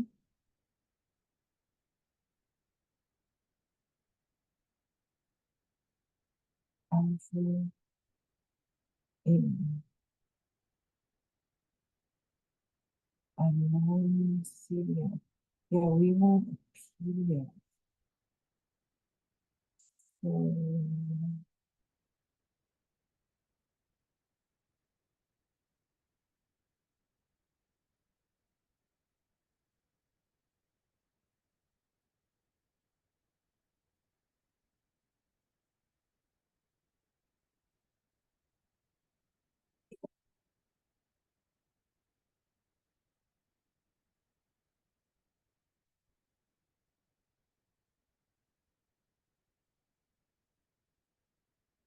let me try, I want to answer the PDF on back on 19. So let me do, yeah, this. Open bars. Let me try Alpha Apps. This is CDN, Alpha Apps.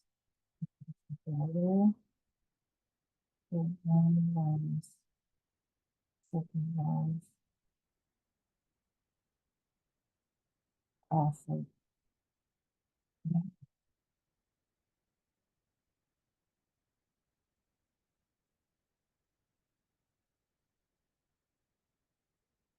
that's a PDF. Yeah, it's Alpha. Yeah, shortcuts. Oh yeah, I do have it. Alpha Math. I do have that. But this one's not the same. Can't be Alpha Math. This one must be the Alpha Apps then.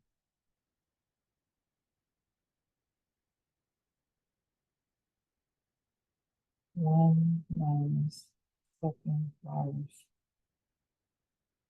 Alpha Apps.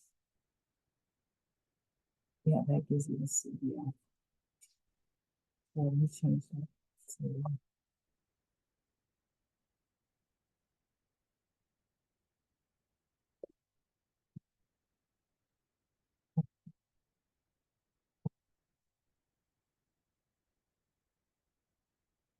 and that is, and that gets you to the PDF and the CDF.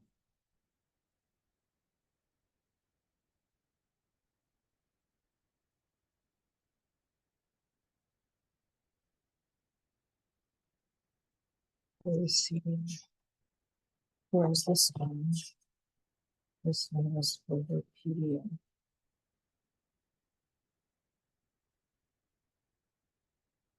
This is for the CDF. Oh, I was going to do on the other calculator too, right? Okay. So, on the other calculator, there's one minus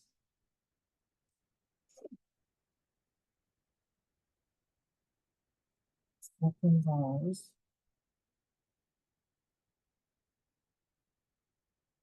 Alpha Apps.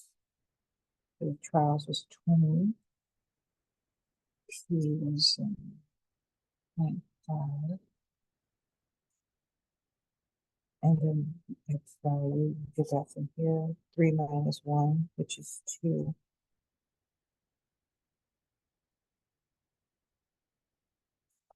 Like that.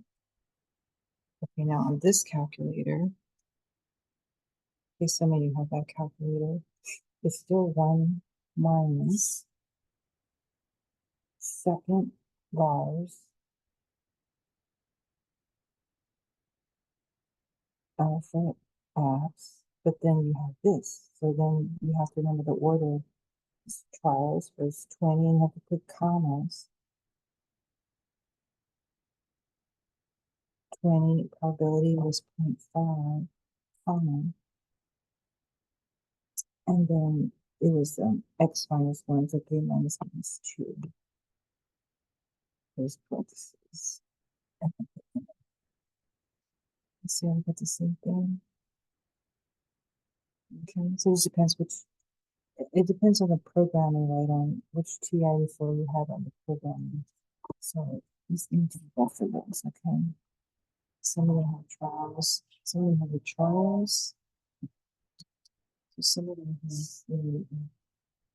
the trials, and then the P and the X value.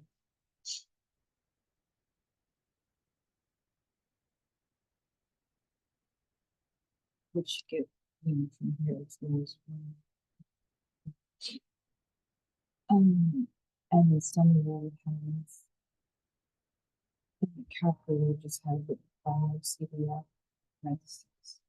Some of them have, and type in one this.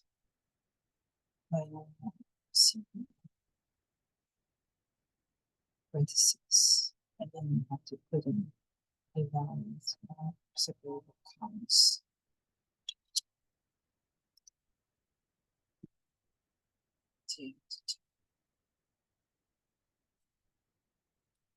And it's values and use.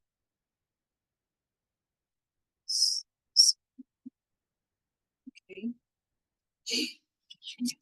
Sorry about that. I think I dozed off a little bit. I apologize. But okay, let's hurry and finish. I don't want to do the third we're trying to do it with 2 recordings, right? So it's 25 problems, 120 problems. Let's see. So there was a mouse again.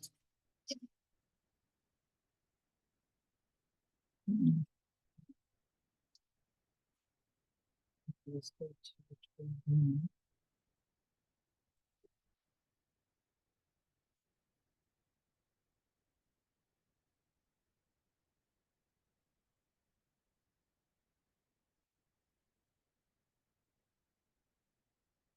if 60% of all women are employed outside the home, find probably that in a sample of 20 women, at most 5 are employed outside the home, round to 1,000.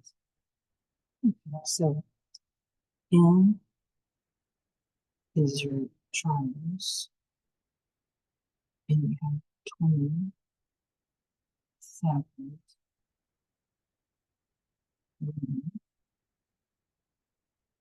P is your probability,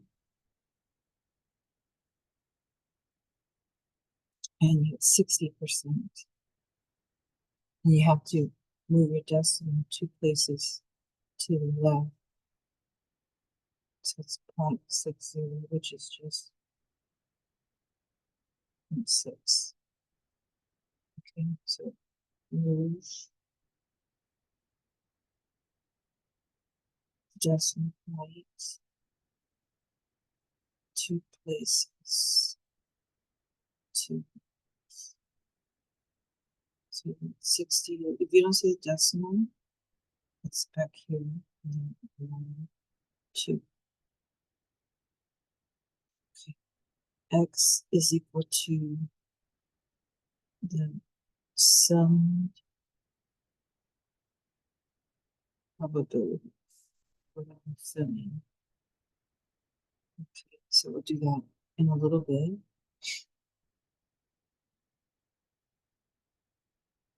First, we need the vocabulary.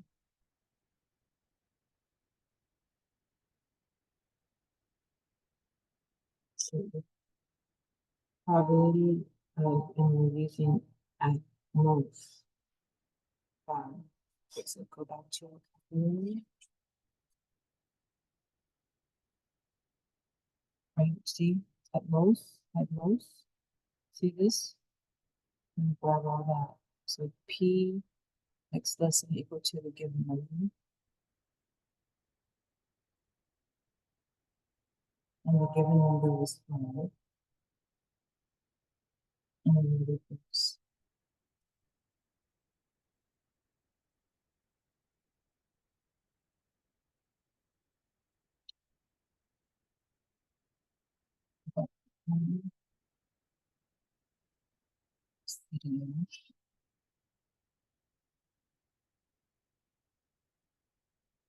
Inputs.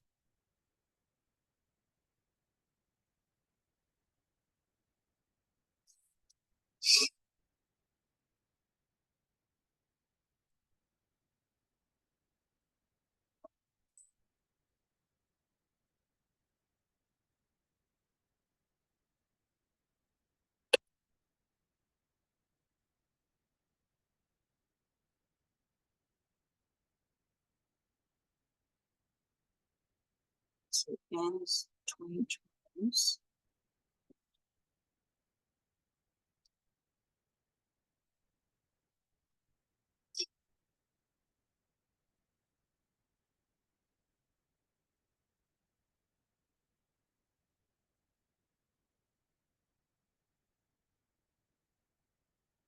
P is 0.6.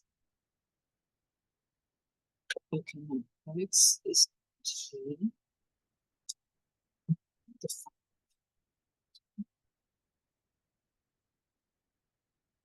So you get that from here.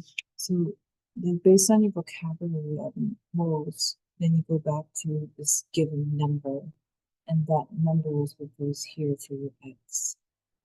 Okay, so whatever your vocabulary is, you write this down, then this number is what goes here. Here you have your vocabulary, and then you write this down, and then the given number, and that's what goes here. The number minus 1. So here,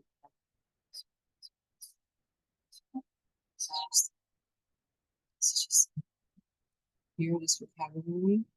So write this down. So then this number here, put that number for x, this number minus 1. Okay? Exactly this number, so goes there. That's how that works. Okay. So in our case, in px, x goes back to this number, which is just, so they're not always on minus 1. See, these here, this one has a minus 1. This one has a minus 1. Then some of them have also the complement, see? 1 minus, see? 1 minus. You have to pay attention to that. This depends on your vocabulary. So in this case, then, what this means is CDFs start with P of 0. So we have P of 0 plus P of 1 plus P of 2 plus P of 3 plus P of 4 plus P of 5. Okay, so CDFs, PDFs are exactly, CDFs start with 0. So you're starting P of 0 all the way to P of 5. So here, now I can go back to X because this is what are you summing? The sum probabilities. So you're summing the P of 0 plus the P of 1 plus the P of 2 plus the P of 3 plus the P of 4 plus the P of 5. So this is based on what probabilities are you summing. Okay, so like on the previous page, like over here, we were doing one takeaway. CDF starts from 0, take away P of 0, P of 1, all the way to P of 2. So then what are you left with? So you're left with, taking these out, you're left with P of 3. Well, all the way to what? Well, you have 20 trials. So you're left from P of 3 all the way to P of 20. So when what you're summing, probably sum is P of 3, P of 4, P of 5, P of 6, P of 5, all the way to P of 20. So you're summing from 3 to 20. Over here, PDF is an exactly. So you're just summing P of 7 only.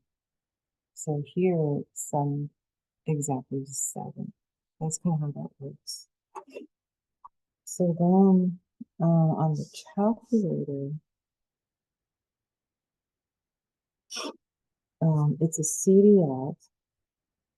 So you want to make use of the second vars and then the alpha and then the apps, right? Because that's the B. So it's always if you can do a shortcut, otherwise you have to scroll down, look for it. It's always alpha, either alpha math or alpha apps. So the alpha math is the PDF, right? The alpha apps is the CDF, okay? And let me go back to this page. So remember this was the PDF, second vars, and see alpha math. So we'll have A, alpha math for the PDF. Then this one's alpha apps, the B for the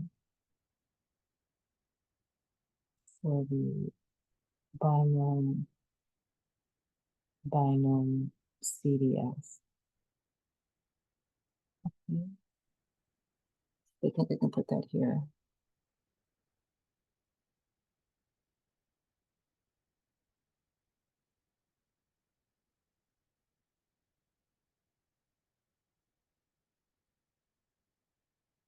Okay.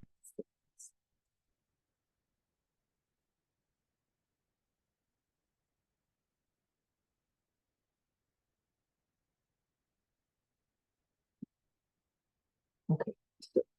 So we do it on both calculators. So it means, I'm not sure which one I grabbed. So two. So it's second vars, and then alpha B. Okay, so I got the one. So it's either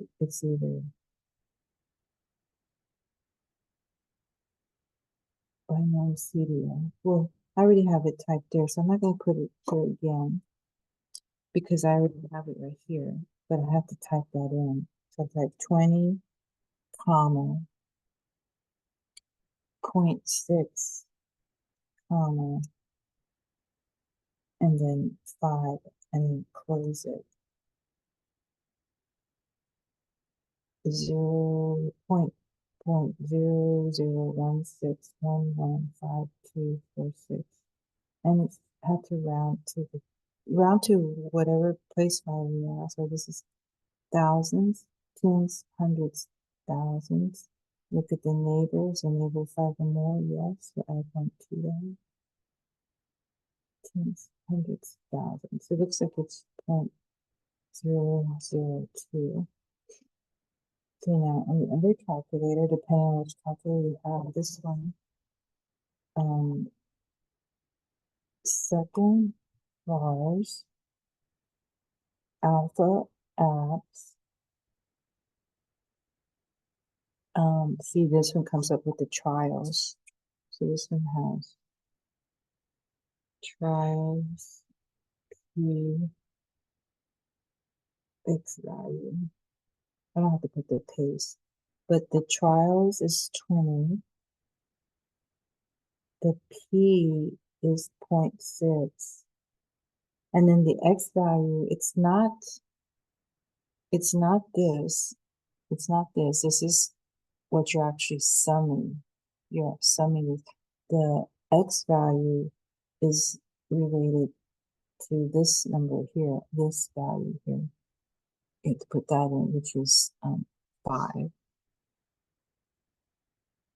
And when you put that in here, what that means is you're summing P of 0 plus P of 1 plus P of 2 plus P of 3 plus P of 4 plus P of 5. That's what you're summing. That's what that means. Okay. So,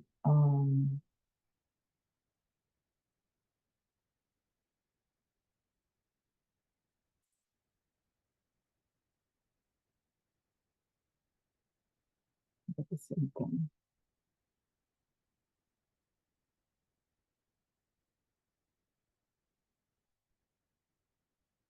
Okay.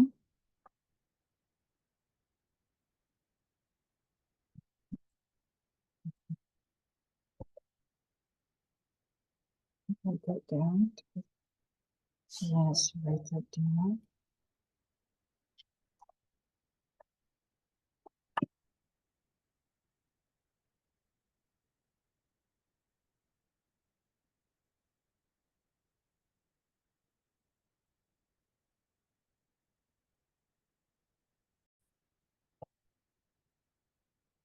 Okay, classes.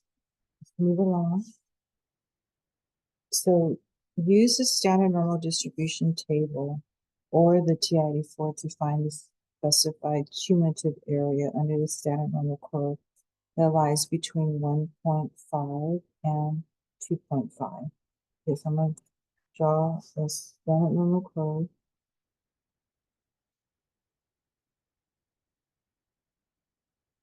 And the mean is going to be assumed to be 0. Sigma is going to be assumed to be 1. And 1.5 would be similar, because if this is 0, it would have to be similar on this side. So that would be Z equal to 1.5, 0, and then 2.5. Z is equal to 2.5, 0. So you have like a Z1 and like a Z subscript 2, right? Z1 and Z2. And it's on this area.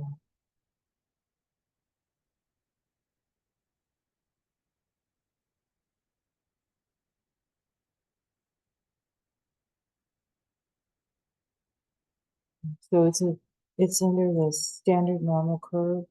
So it's safe to assume that these are Z's, Z values. How do you know those are Z's?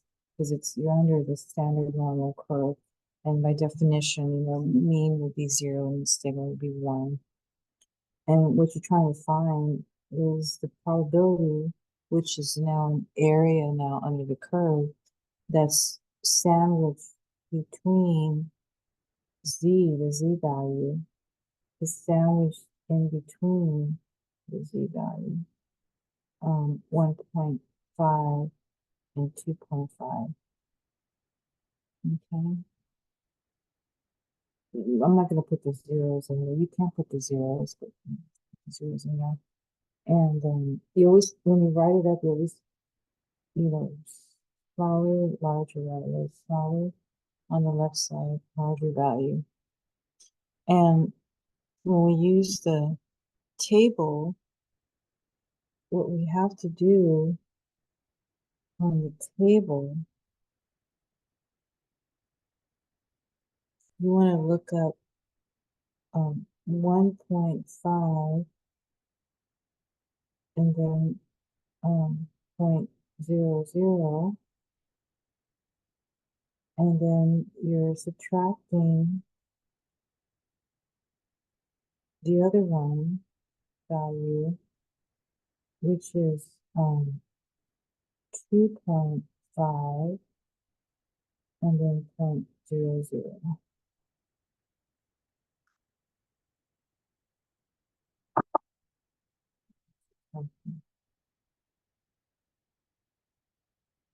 So you need to get your table out.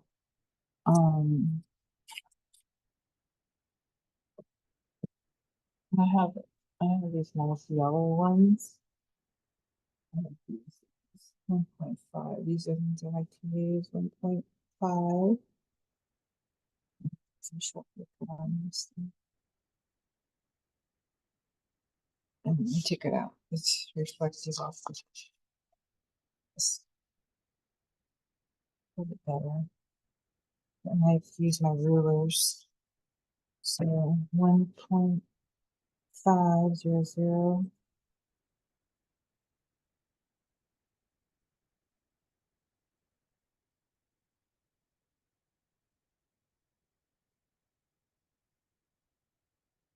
Wait, so you see that right there? Increase that.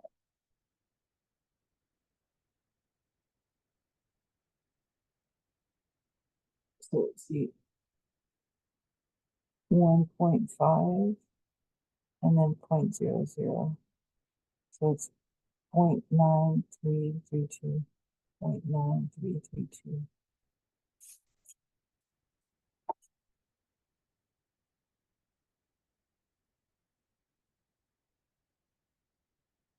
And then 2.5. 00.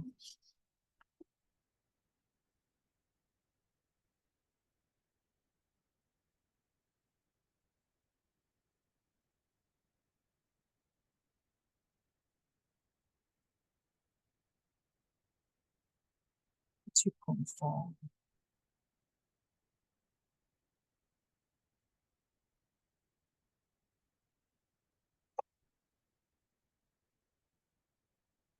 See that right there?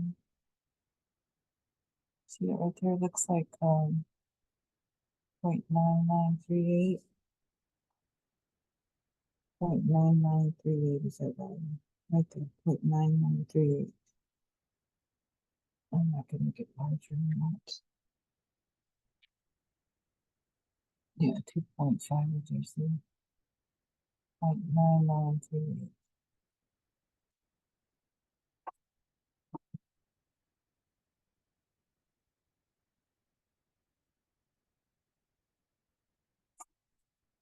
Okay, so you're subtracting that value.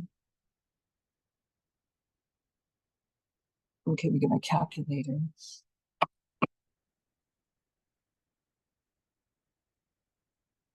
So you're doing 0.99, no.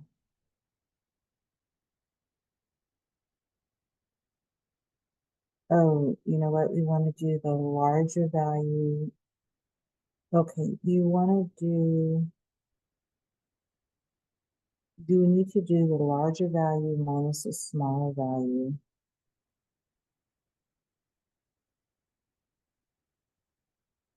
The larger value minus the smaller value. So I'm going to stop these.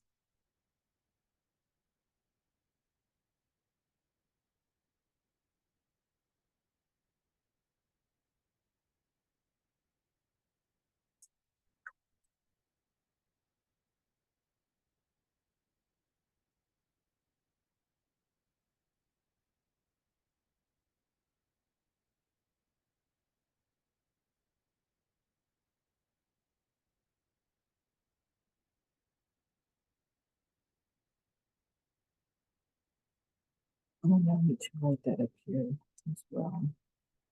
And I need to also put my other inequalities in here.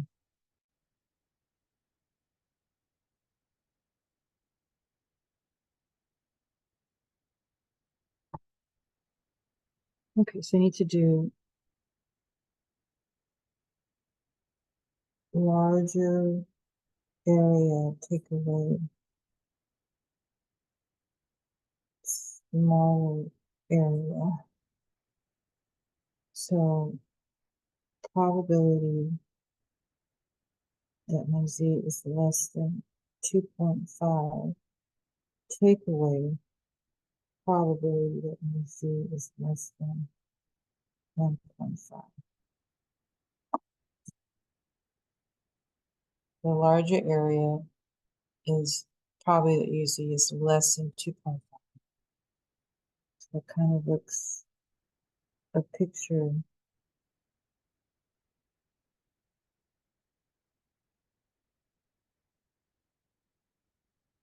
that, take away,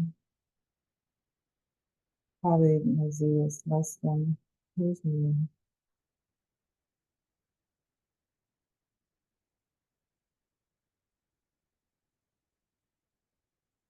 1.7.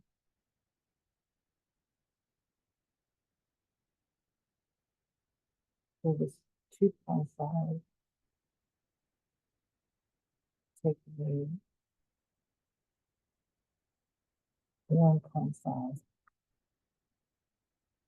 So 2.5, take away 1.5, leaves you with this little area right here.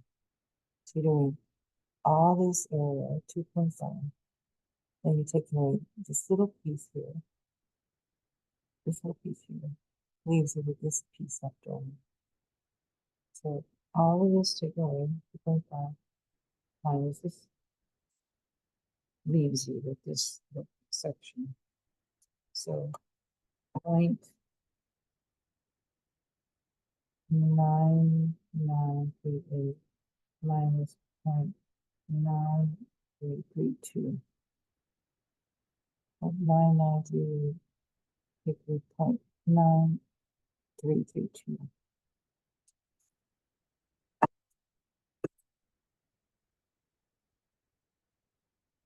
Zero point zero six zero six.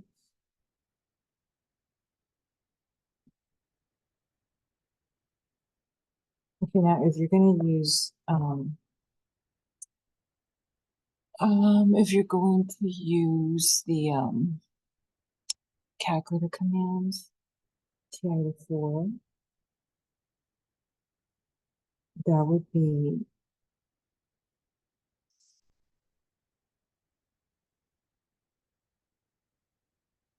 so you would still have this, right?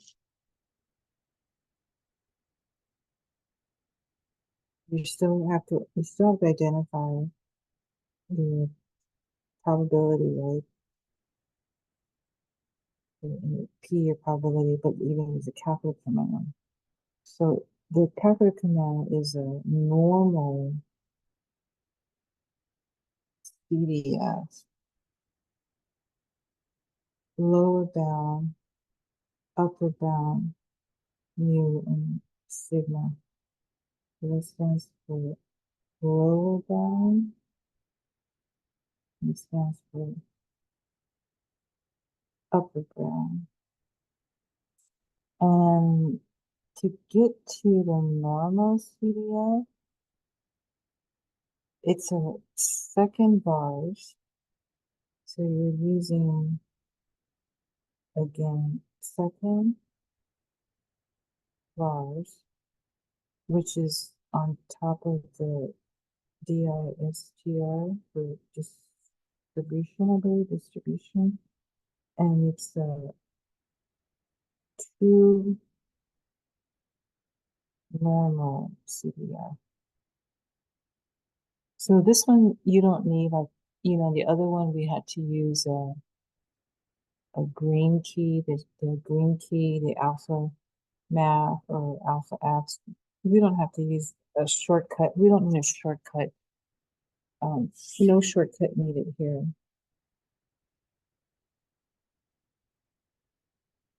Because it shows up like right away. You don't have to scroll all the way down. So no shortcut needed. Over here on these other ones, we needed a shortcut. These over here, these were called like alpha apps. These were called a shortcut, because otherwise you have, it was a shortcut, because otherwise you'd have to scroll all the way down and look for that. So these are all a shortcut. A shortcut.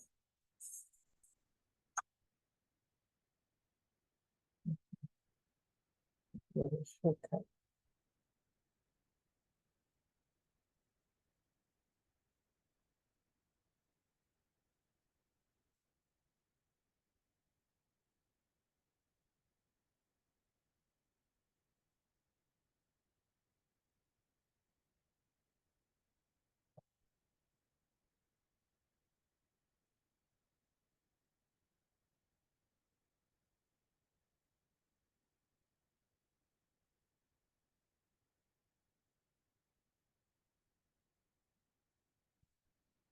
Okay, so then on this one, so our normal CDF, and we read graphs from left to right. So we read shaded graphs. So we read the shaded part of graphs from left to right. So we read shaded part.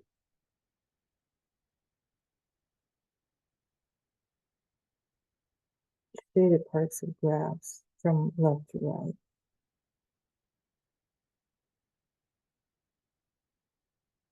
That's very helpful.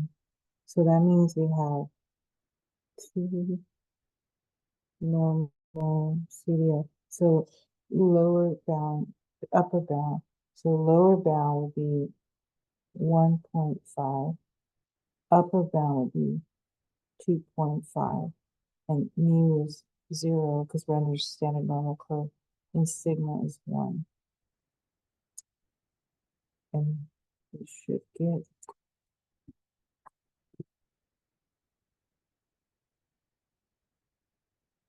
that. Second bars. And you see there's number 2. See number 2? So that's why we don't need a shortcut because it's just right there. Normal CDF, put in it. Lower bound is left to right 1.5, comma. Upper bound is 2.5, comma. Mu is 0, comma. Sigma is 1, close parenthesis. And we should get pretty close to what we got over here. See, this was using the table. So the table, z scores are hundreds place, 2 decimal places, z-scores, but area is four decimal places. So you see on the table, standard normal table, these are all areas. They're all 4 decimal places. Tens, hundreds, thousands, tens, hundreds, thousands, 10,000s, tens, hundreds, thousands, 10,000. All the areas are 4, and then the z-scores are 2. See, tens, hundreds, tens, hundreds. And we always say like when you're finding these areas, you're finding them to the left of the curve. So, this we'll see to the left of the curve, see, to the left of the curve. And yet we're finding this area, but we have to subtract, like the larger minus the smaller. So on the normal curve, on the table, you have a little bit more digits than on the standard normal table because this is in the calculator. So you have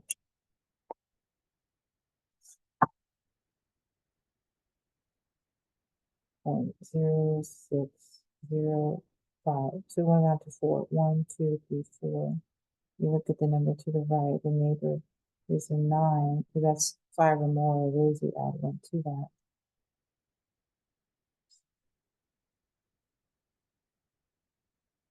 So that's approximately 0.0606. 0606.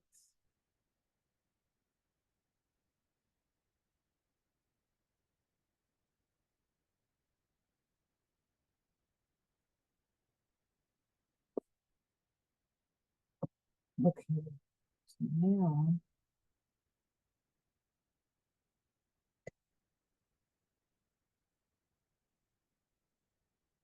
it takes care of that problem. So we did it 2 ways. We did it using the table, standard normal table. Set up your probability. There's a sandwich. You have to do the larger area minus the smaller area. Look this up on the t-table, z-scores. And then we use it on the calculator using normal CDF command. So lower bound, upper bound, left to right. Mu is 0, sigma is 1. Okay. Now in 22b, use the standard normal distribution table or the tail report to find the specified cumulative area under the standard normal curve that lies to the right of 2. And draw the curve. Again, mu is 0, sigma is 1. because you're under the standard normal curve, and you want to lie to the right of 2. So 2 would be somewhere on this side. And it's safe to assume it's a Z.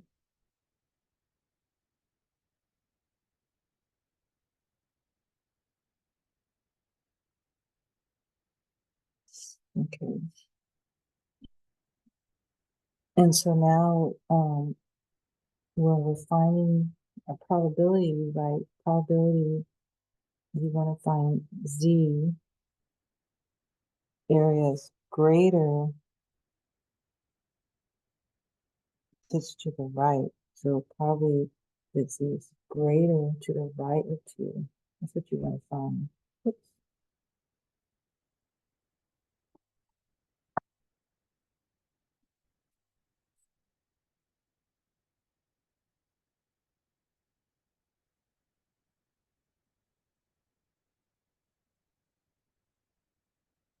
But then, it's to the right of 2. So then when you find on your Z table, your areas on the Z table are areas to the left. So remember that. Okay, so you saw areas to the left. So therefore, to find this little area, you have to, the whole area underneath the curve is 1. So you start with the whole area underneath the whole curve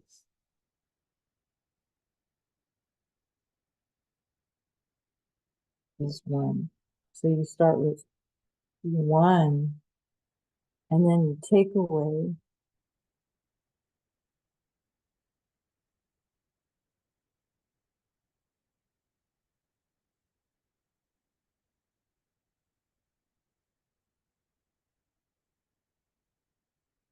this area here.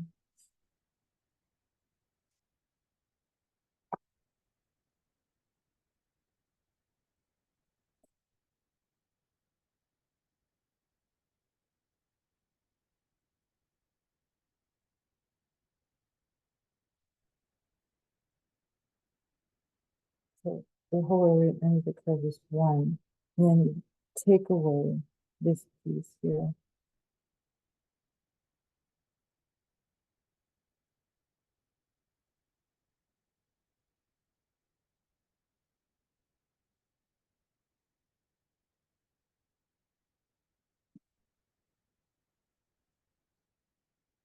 So then that kind of looks like this.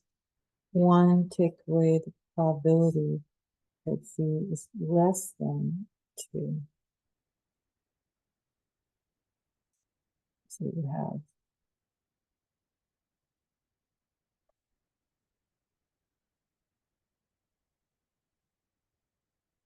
1, take away, and you're going to look that up in the T table, 2.0.00.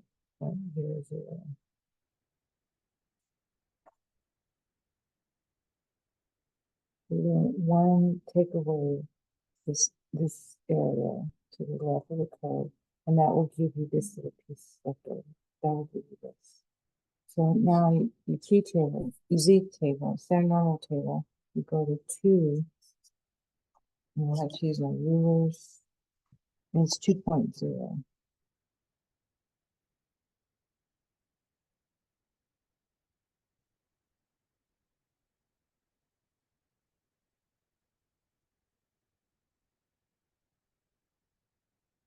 See that right here? So right there, 0.9772, 0.9772, there's 2.000, 0.9772.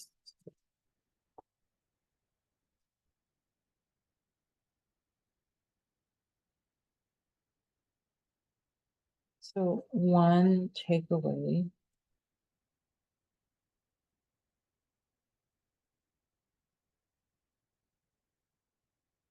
one takeaway, 0.9772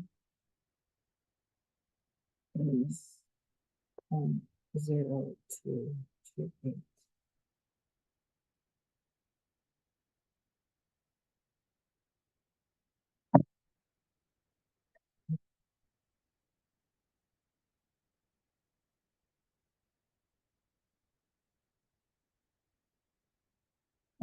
and that has 4 decimal places. Now, that's using the table. Now, for the calculator, this will be the same. So probability z is greater than 2. But now you're going to use the calculator command, and then we'll CDF, lower bound, upper bound, mu, and sigma.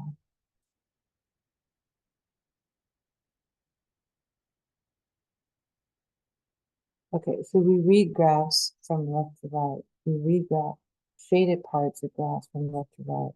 So you're reading left to right, the shaded part. So you start with 2,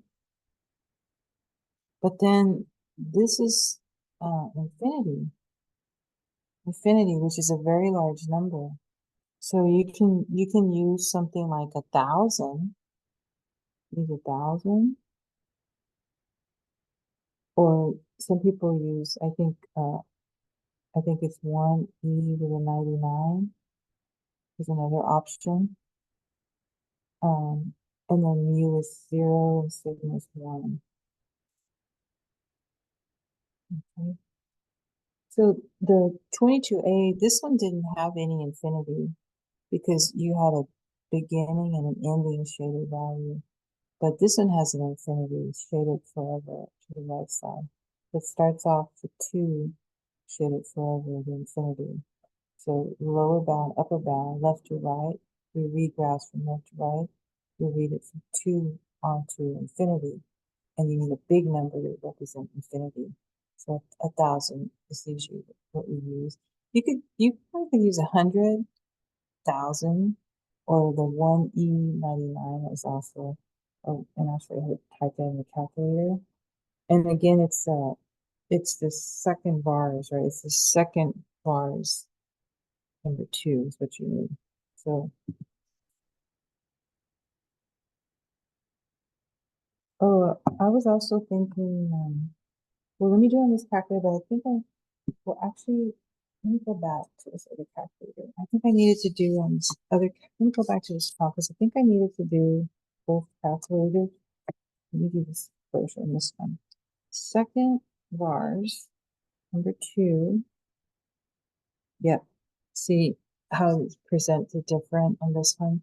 See lower, upper, and see that one already has that one popped up already. But for this one, lower will be 1.5 or 1.50. Upper is 2.5. And you see mu is already fixed 0 and 1 on these. Hit enter. Hit enter again. See how we got that? So this one has, I forgot about this. So this one has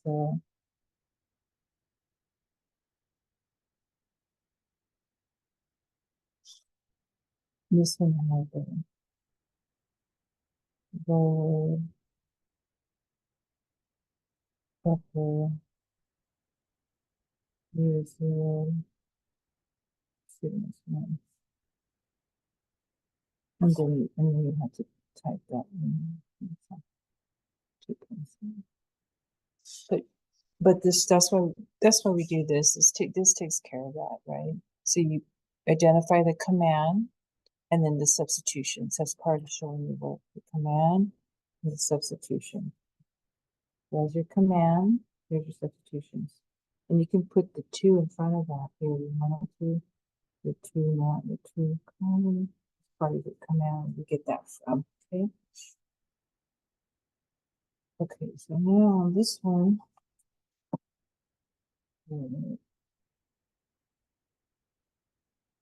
second bars, number 2.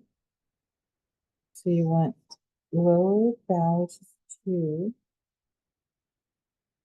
and then upper bound, which you want, I'm going to do 1,000, 0, 1, enter, and guess, 0, 2, 2, 7, 5, 0, 0, 6, 2. So it's 1, 2, 3, 4. Tens, hundred thousands, 10,000s. Then you add one to that. 0.0228. Tens, hundred thousands, 10,000s. Okay.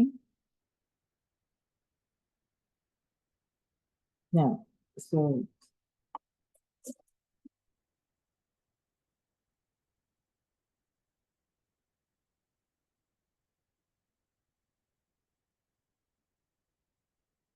let me go back to that.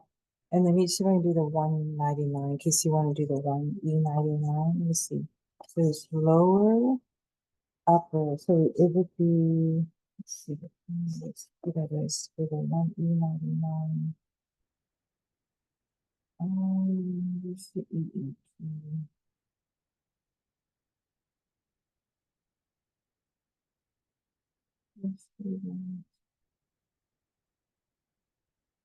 Here it is. See this blue right there? See that right there? It says EE. You can see that on top of the comma. It has, so it's blue. So I think if I do second EE, okay, I have to do one.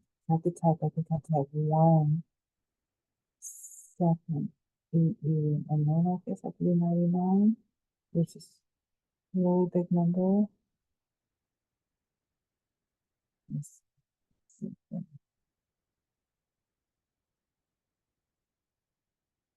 Yep.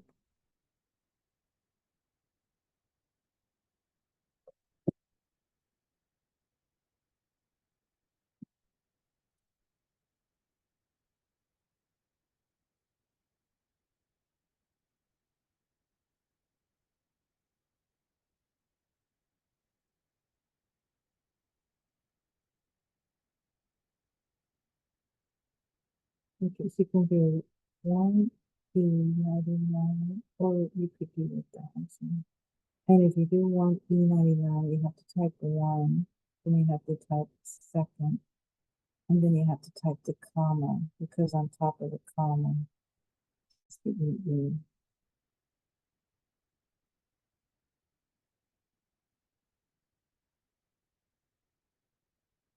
Okay.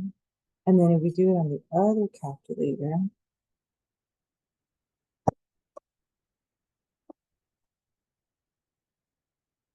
second bars, 2, see, this has that. So it's lower bound is 2, comma, upper bound. You can do 1,000. Let me try 100. I think 100 would work also. You do 100, comma, just to show you. And then use 0, comma, sigma is 1, and then close it. See how we get this taken? Using 100. So 100 even would work. I just usually do 1,000. And then if you want to do the EE, second bar is number 2. So row down is 2 left to right, and you hit 1, and then second, and then comma. So that one just shows 1 E, and then 99. And then comma, mu is 0, comma, and sigma is 1. Close it. See, put the same thing. Okay. Okay. Moving on to point 3.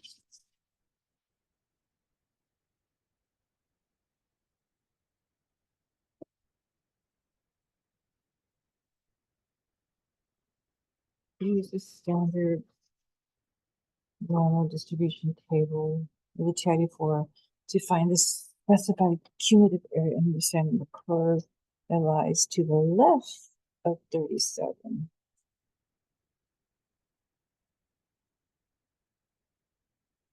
Okay, so again, mu is 0, sigma is 1, because this is under just standard normal curve. To the left of 0.37. So 0.37 is still gonna be, here's 0. So we're close to 0, 0.37. So maybe right here.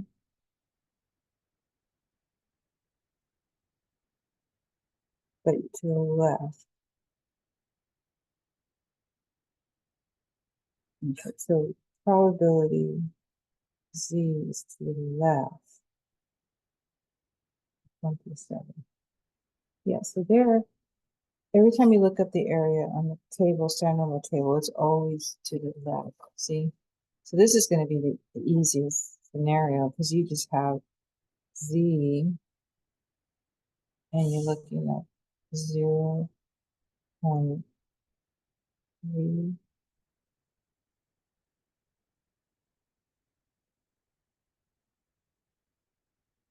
Let me see what we get the other graph out.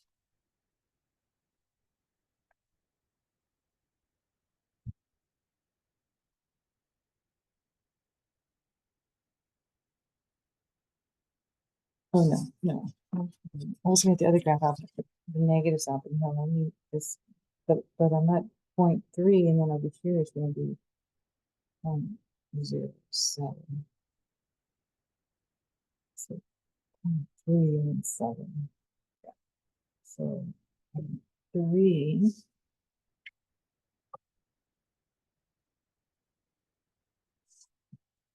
and then all of this.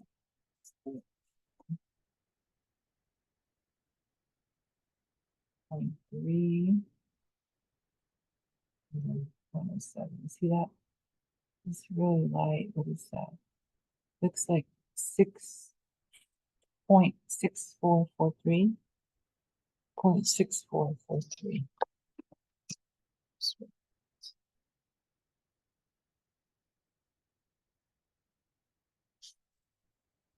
Okay. So we've done we've practiced all of those. Either you have something sandwiched to do larger and smaller, or you have it to the right of the curve. So you have to do one takeaway, then the arrow to the left of the curve to give you this piece. Or this is the easiest scenario where it's already to the left of the curve. So you're ready just to find your area on your Z table.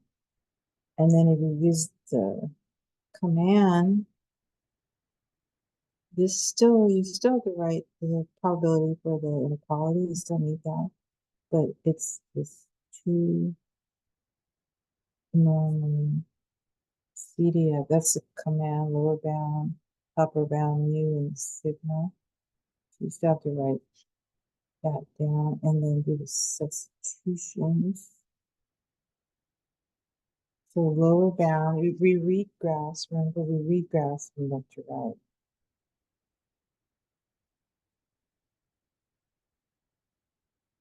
We read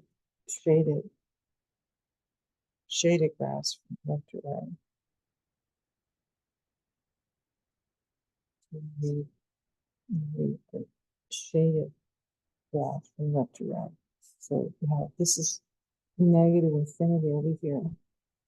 So it's you can use negative 1,000, you can use negative 100, you can use negative 1, or 99.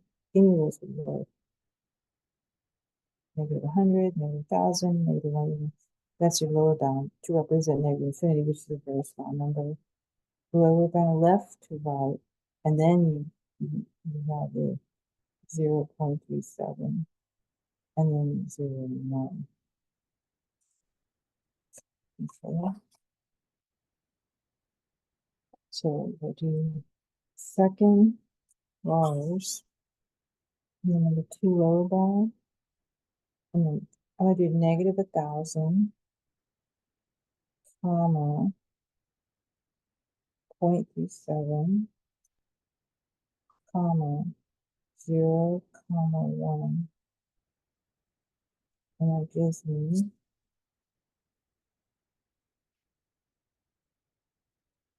0.644. So tens, hundreds, thousands, 10,000s. Look at the neighbor, which is zero. Is that 5 or more? No. So it is 0.6443.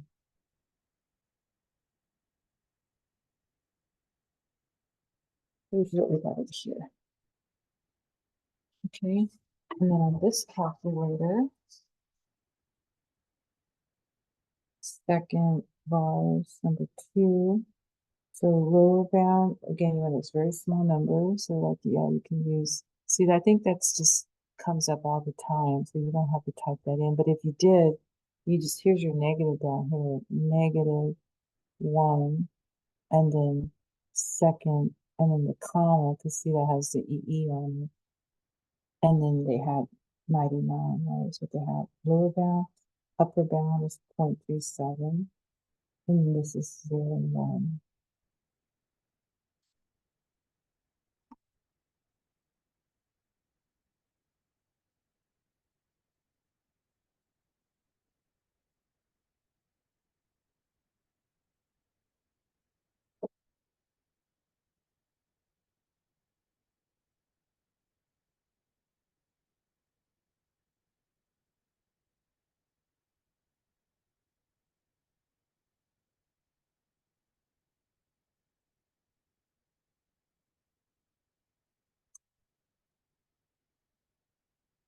We have 0.644308693.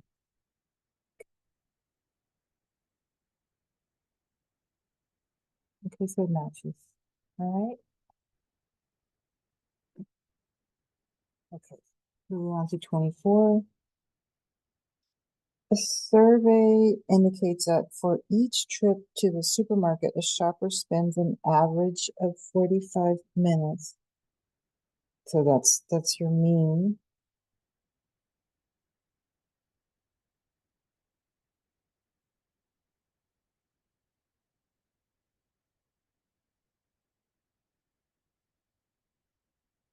It's the average, that's your mean. So you're using mu. 45 minutes with a standard deviation of 12 minutes. It says standard deviation. That or you can use, right, either or, right, either with a subscript of x, but it's standard deviation, 12 minutes. This length of time spent in the store are normally distributed and are represented by the variable x. A shopper enters the store. Find the probability that the shopper will be in the store for more than 39 minutes. Okay, so if this is 45, the mean, 39 is somewhere on this side.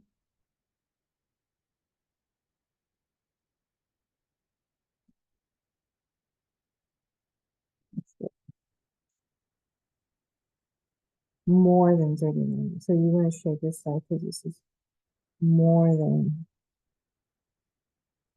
what you want to find. More than 36 minutes. Okay. So this is an x. We have an x value because mu is not 0 yet, and sigma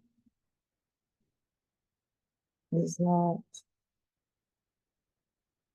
1 yet, right? Because when you're under the standard normal table, you have mu of 0 and sigma of 1, right? But you don't have 0, we have 45. We don't have 1, we have 12. So that's why this is not a z. So we have an x value. We need to convert or standardize x to a z value. Okay, so we need a formula. We're going to use the z formula,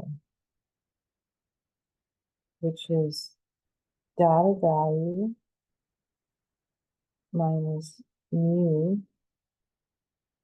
over sigma.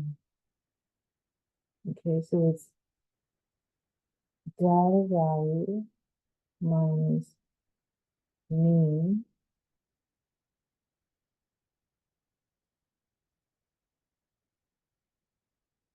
over standard deviation.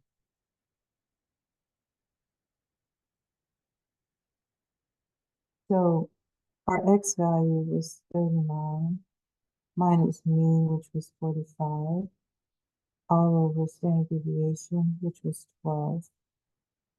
And you do need to put the parentheses on there. So you either do it all in one swoop or you do it in chunks. 39 minus 45. 39 minus 45 is a negative 6.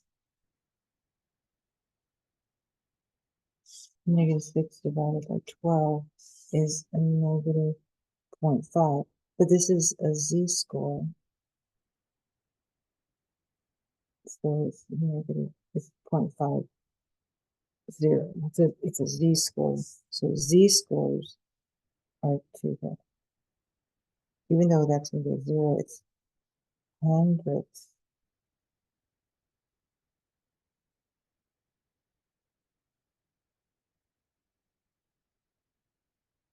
Hundredths.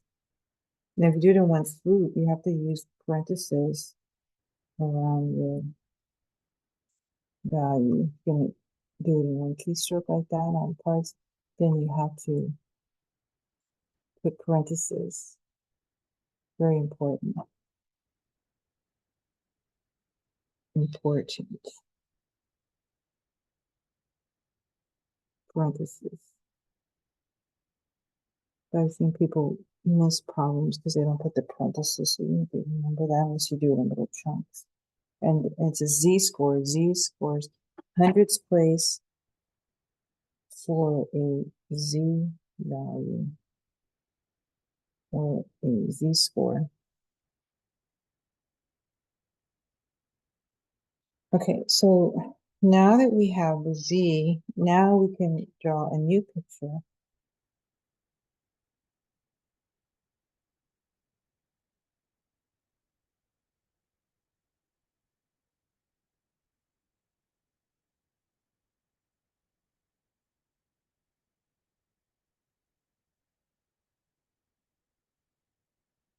So now also your mean is 0 and your sigma is 1. And now your z value is a negative, still on this side, still on this side. We're still shading to the left, but it's not x anymore with 45 and 12. Now it's negative 0.5 with a 0 and a 1.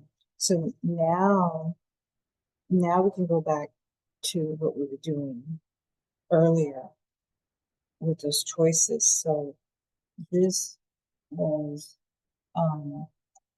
like this choice. This was like this choice where it's when you use the table, you need to find table over to the left. So we're going to do 1 minus. So when we use this, we have, and also when we started this off, this started off with probability of x being greater than 39. But now Now we have, now this went to, a z greater now than negative 0.5. This is important. So start off with x greater than 31. Now we have z greater than negative 0.5. And then this is where we do 1 minus the probability that c less than 0.5. So we're going to take the z less than, so you take the z is negative 0.5, 0.00. I'm going to look at that area on the curve. So you're on the negative side of the curve, so I do need the other negative 0.500.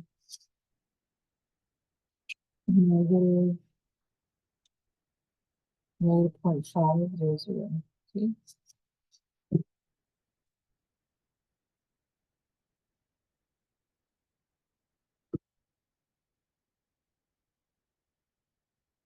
Negative 0.5. Oh, this is not pointer. Be careful. Depending, okay, you have to depend on your graph. So this depends which graph you print. You're always going to pay attention to your graphs because sometimes they have the point on the other side, sometimes they have the 5. So you have to be careful, but we want 0.00. So we want this,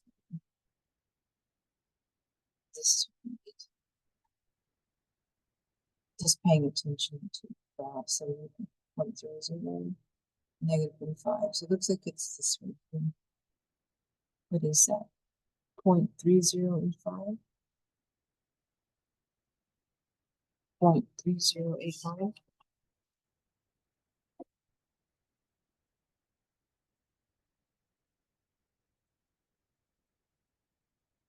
And then you're doing 1 minus. Okay. This means,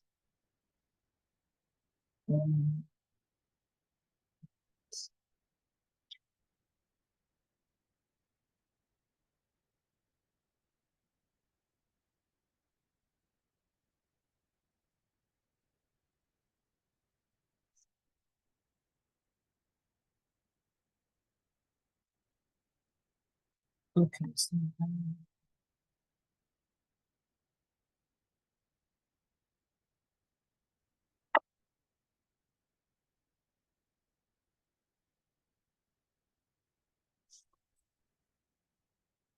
one,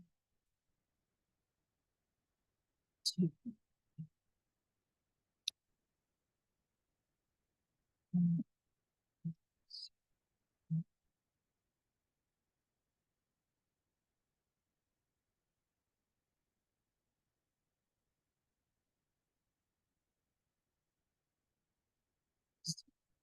6.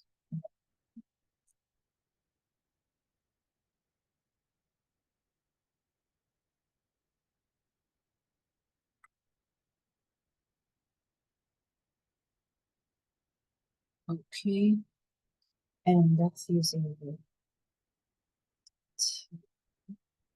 okay now. Using calculator, probability. First x is greater than 39. Then it turned into a z, and the z is greater than negative 0.50. And then we calculate 2 minus 1 up near 7.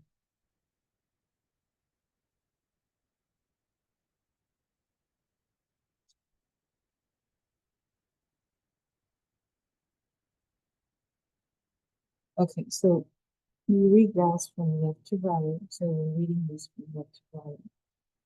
And we already converted the original x into a z. Now this is 0, 1. and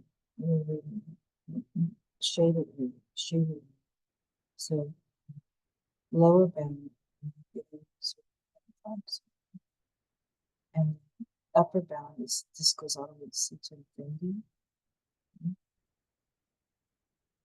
infinity, which is like 1,000 or 100 or 1,000 or like 1 e⁻99. Mu is 0 and sigma is 1. Okay, so this is second bars. Number 2. And then also it's negative. Remember your negatives down here. Negatives down here. So negative 0.5. You don't need that 0 there. And then let me do it down this one.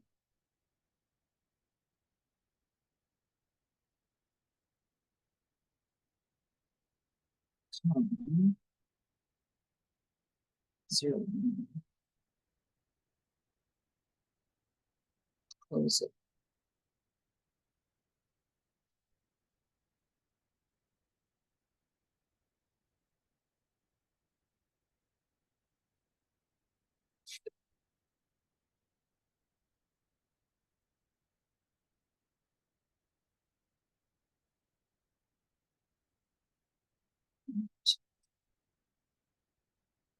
And then it's at 5 and 1 to 6. So, so it looks like it's 0.6. That's what we got over here using tables. Okay.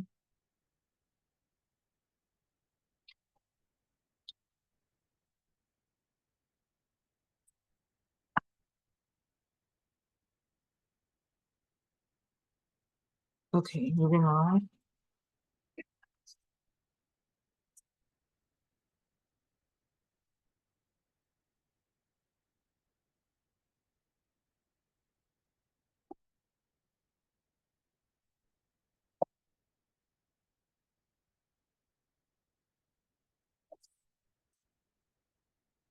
Okay, let's see. We're almost done. We have one more area problem. And I thought there was 25 problems. Looks like there's 30. Yeah. Okay, but we're almost done.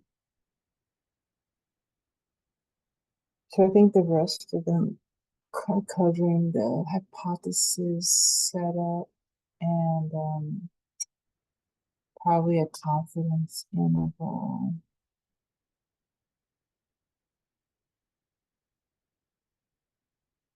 Okay, let's see.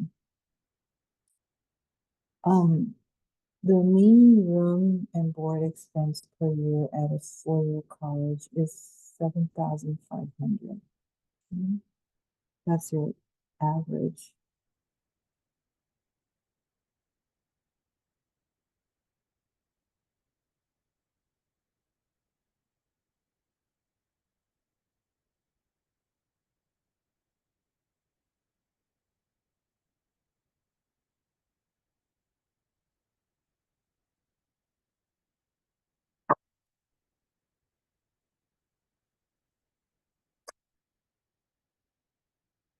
You randomly select 9 4-year colleges. Okay, this is important. Randomly select 9.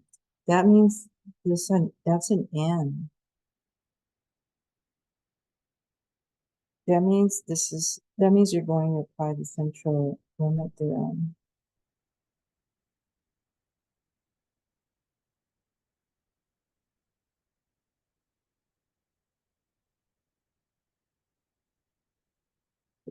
So that has a V, and the formula is X bar minus mu over standard deviation over the square root of 9, or the square root of n.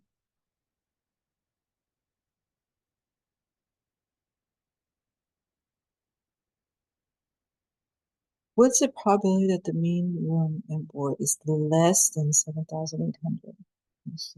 Seriously, that's the maybe down here. And that's going to be called X bar.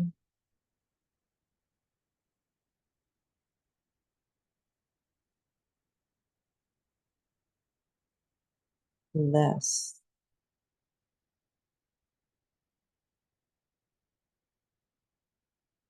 Assume that the room and board expenses are normally distributed with a standard deviation. This sigma x is sigma. The standard deviation is 1,245. So the central limit theorem, you have this extra value of this n, and I'll tell you why I selected 9 in this case. Okay. So you want to again standardize this and run this through this formula. The formula is different from the other z-score formula. So the other z-score formula did not have an n in it. Remember, it doesn't have an n. But this is the central limit theorem. You have to apply this in formula. So the X bar is 7,800 and your mean is 7,540. And the standard deviation is 1,245. And you're dividing that by the square root of 9, which happens to be a perfect root. Square root of 9 is actually 3. So I'm going to do it in chunks. I'm not going to do all in a piece. I'm going to do 7,800 minus 7,540.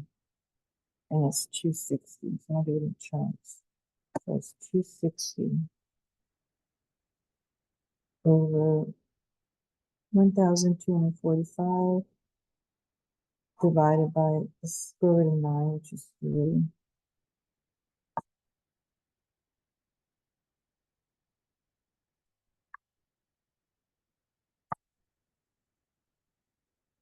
Let's see. Let me see that goes into that. Let me see if 3 goes into that. Even one little remainder is there. 1,245 divided by 3. Yeah, 415. So that means this is 260 divided by 415. That can definitely be reduced. Let's see, 260 divided by 415.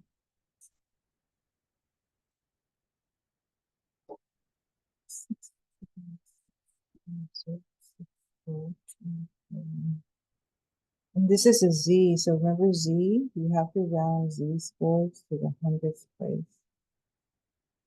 So it has to be at 62 becomes 63.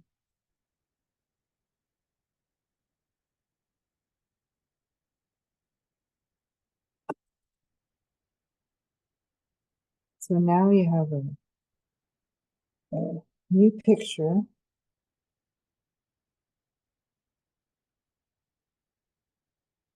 So the new picture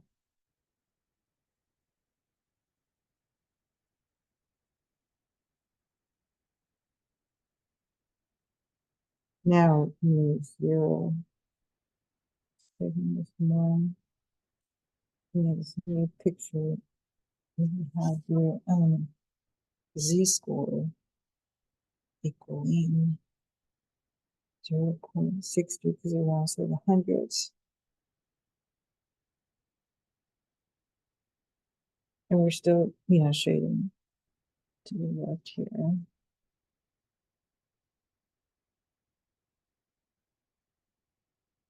And so we're setting up the probability. First we had an X bar, which was less than 7,540. But then we had Z score, which was less than 0.63.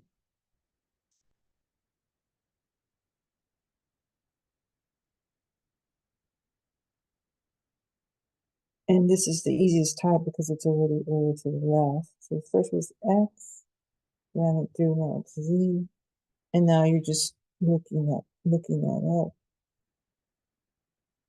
0.603.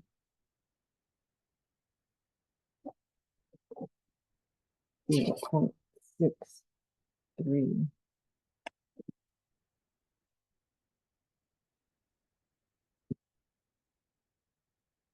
0.6.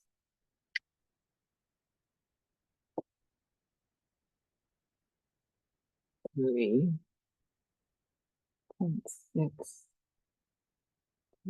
See that? 7357. 7357.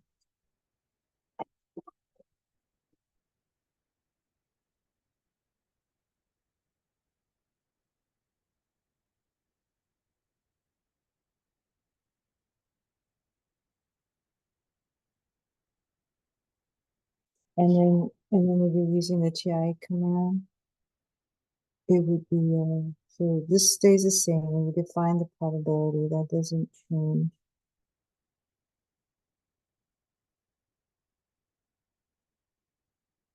And then you ran it through the central limit theorem formula, and the X bar became Z.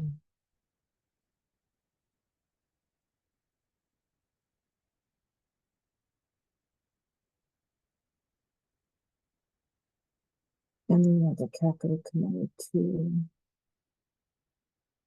Normal,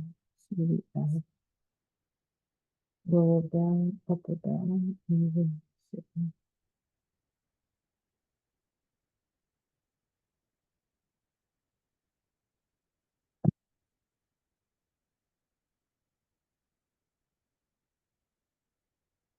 So lower bound.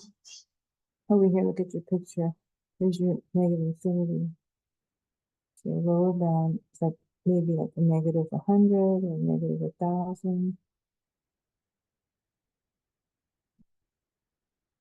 And then you read that's from left to right shaded. So then you would be down at this C right here, which is 0.63.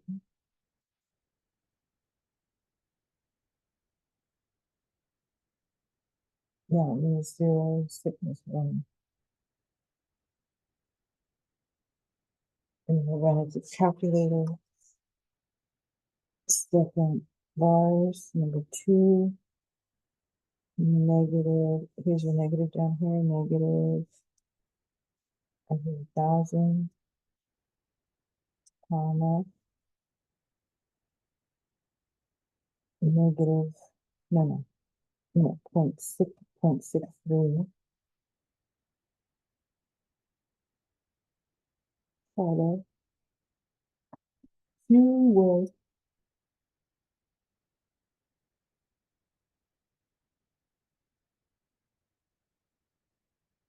So see, we got the same thing basically.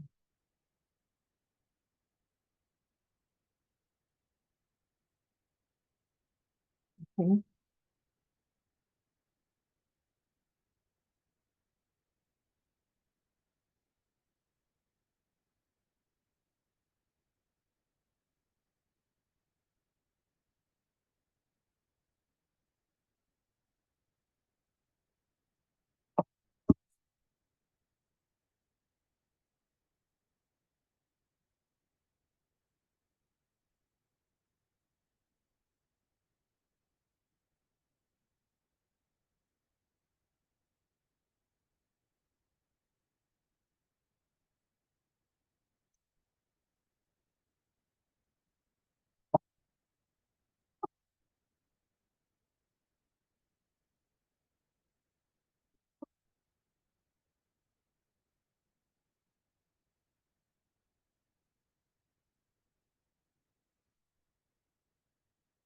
Okay, so 1, 2, 3, 4. Look at the rise. I 5 or more. Yes, add 1.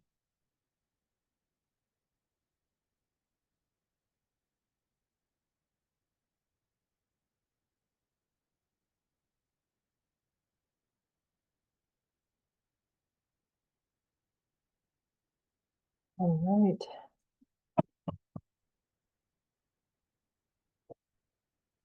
Okay. So again, this was using the central limit theorem, and the indication of that is that you have that randomly selected group. You selected 9, randomly selected 9 of these 4-year colleges. So you need that in, and you need that new formula, that z-score formula has changed to the central limit theorem. You run it through and standardize it. That gives you a z-score. All the z-scores are to the hundredths place. So you have to route that z to the hundredths place, and then you have to update your graph. So first you have the x bar, now a z, and then find the area for that using your standard normal table, and also using a calculator. Okay, let's look at 26.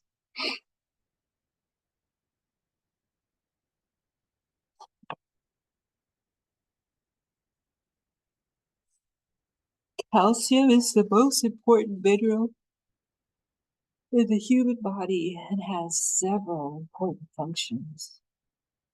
Most body calcium is stored in the bones and in the teeth for its functions to support their structure. The recommended adequate intake of calcium REI for adults 19 to 50 is about 1,000 milligrams per day. A simple random sample of 18 adults, so the N equals 18, with income below the poverty level, gave the following daily calcium intakes. So here's how many are there? 1, 2, 3, 4, 5, 6, 7, 8, 9, 10, 11, 12, 13, 14, 15. It looks like I can say N equals 18, right?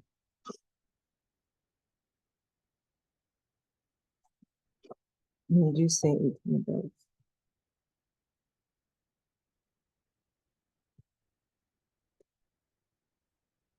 Estimate the mean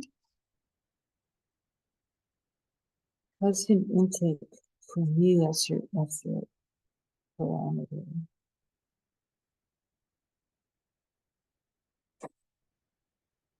Of all adults with income below poverty level with 95% confidence interval. Assume the population standard deviation is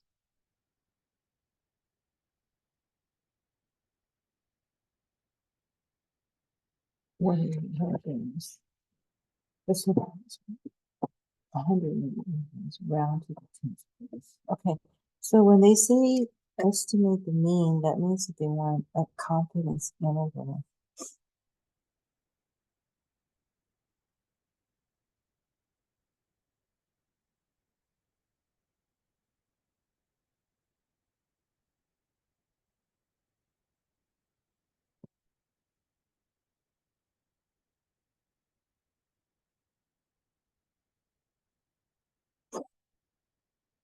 Okay, let's get the formula. Okay, I was trying to do it 2 ways. One, I'll try and do it with the formula, and then the other one I'll try and use the calculator and see how close we get to it. So the formula, look at the formula.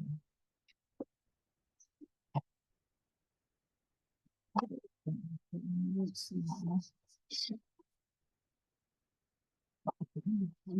So it looks like it is x bar minus z alpha divided by 2 times sigma divided by square root. Is it less than mean x bar plus z alpha divided by 2 sigma over square root cosine.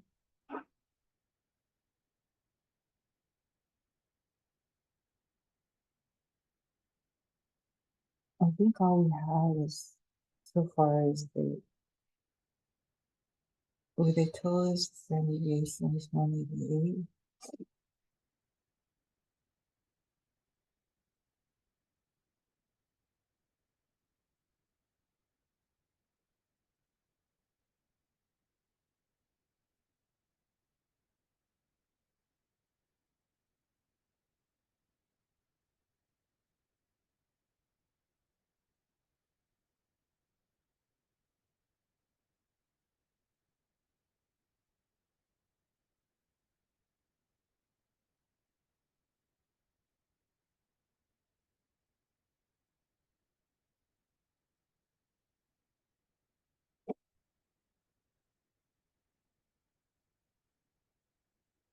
So really, we use this A as abbreviation, and for the this N was 18, right?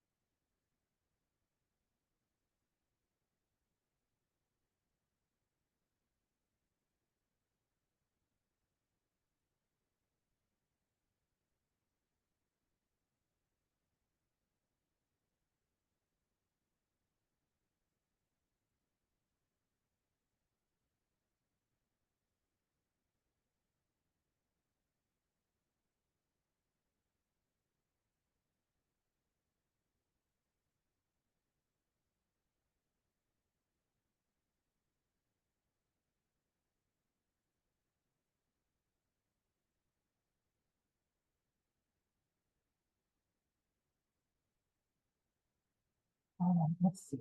So it looks like we're given the standard deviation, so we need to find the mean of the x bar. We can do that on a calculator, and also find the sigma value.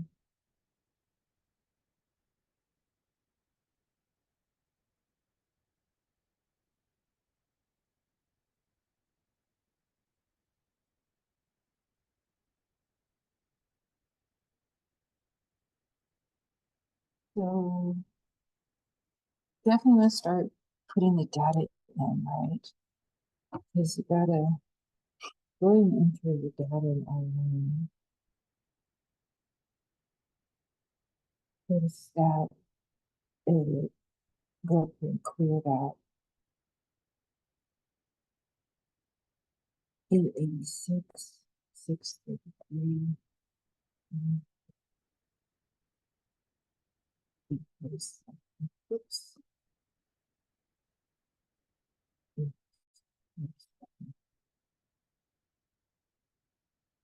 854, 831, 820, 774, 834, 809, 879, 872.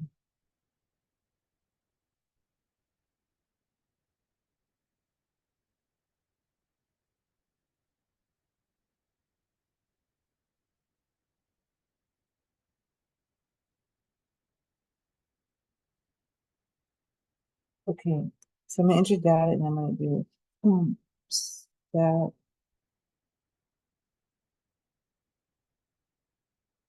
calculate.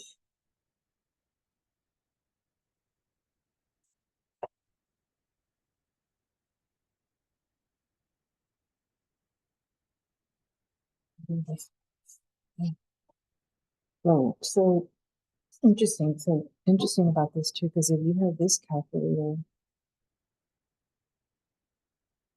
interesting. So let me see. So let me enter it in this calculator too.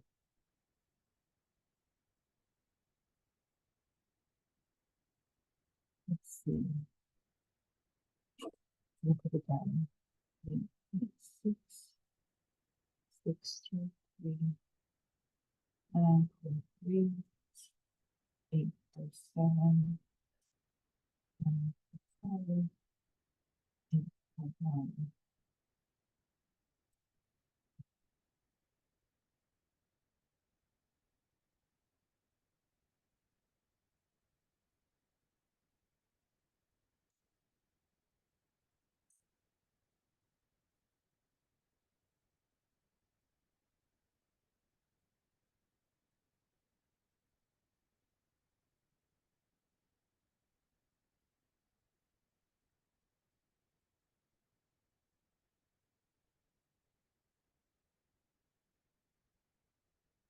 Okay, so enter the data.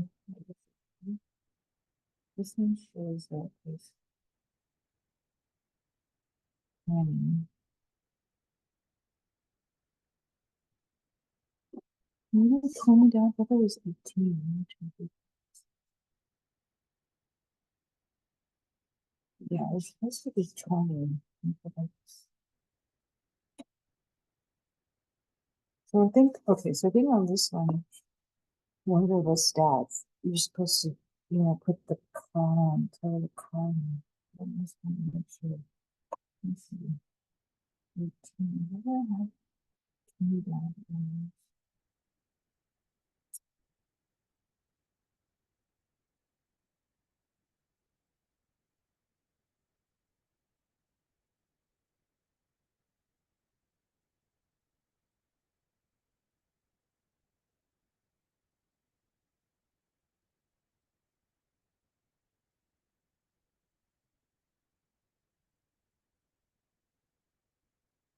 Oh, it looks like I put, it's 820. 1113. 820. And it looks like anybody.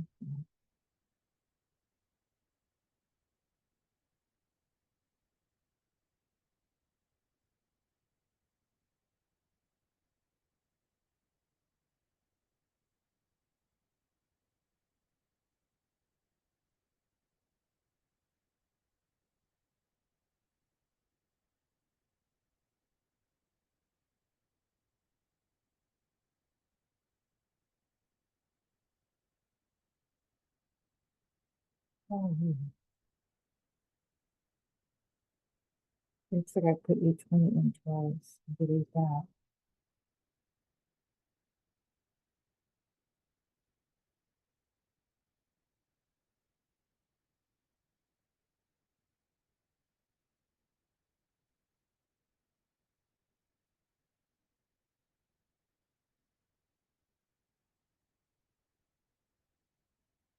It's now 18. Okay, it's 18. So that calculate under the stats. Then you tell the calculated data is. And of course, you want to leave.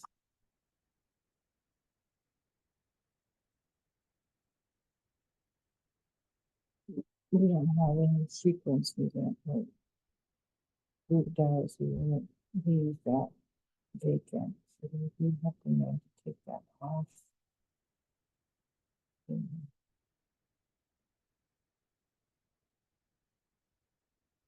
we're trying to find the X bar, right? We're looking for the X bar. Okay, here, find X bar. And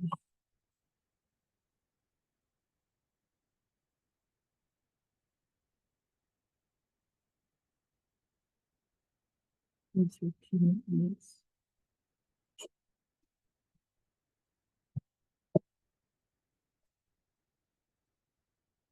So this on this calculator, let's see, I think I have to do second line. Is what I have to do, I think. Yep. So on this one, I have to tell it, on this one, I have to, let's just see what happens. And yeah, I do have $18 values, and X bar is the same, 94768. So I didn't make a mistake on that one. So you saw I had to do stat, calc, one variable stats, and I have to tell it second one because it's the column. One because column one is the top of one.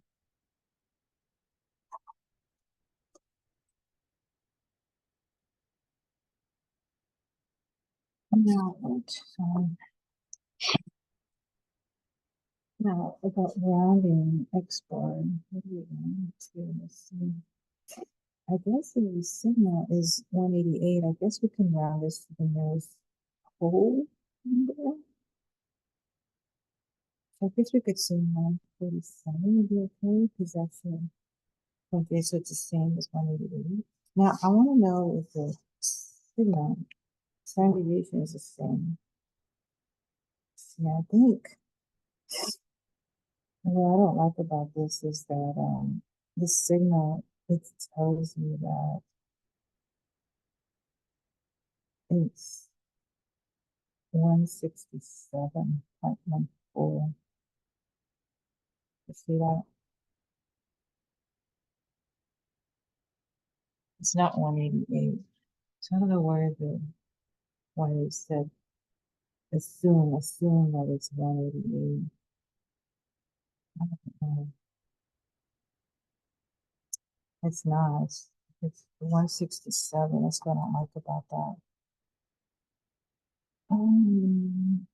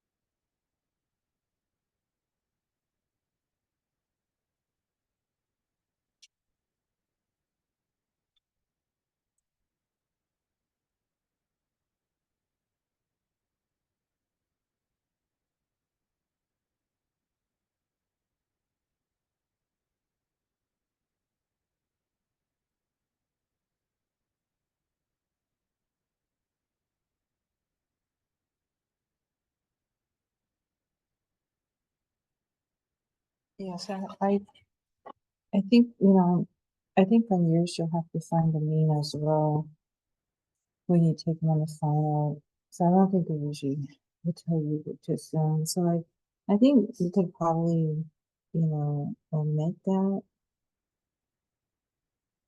And I think we should just use it's given.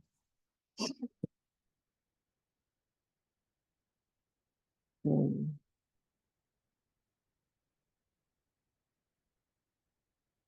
I think we should use the 167.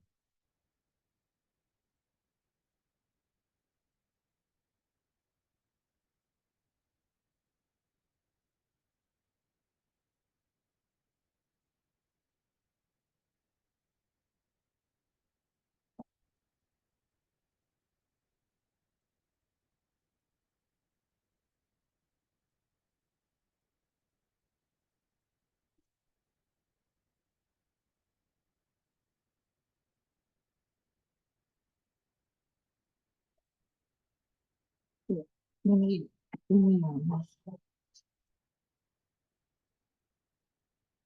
check something real quick. Let's see.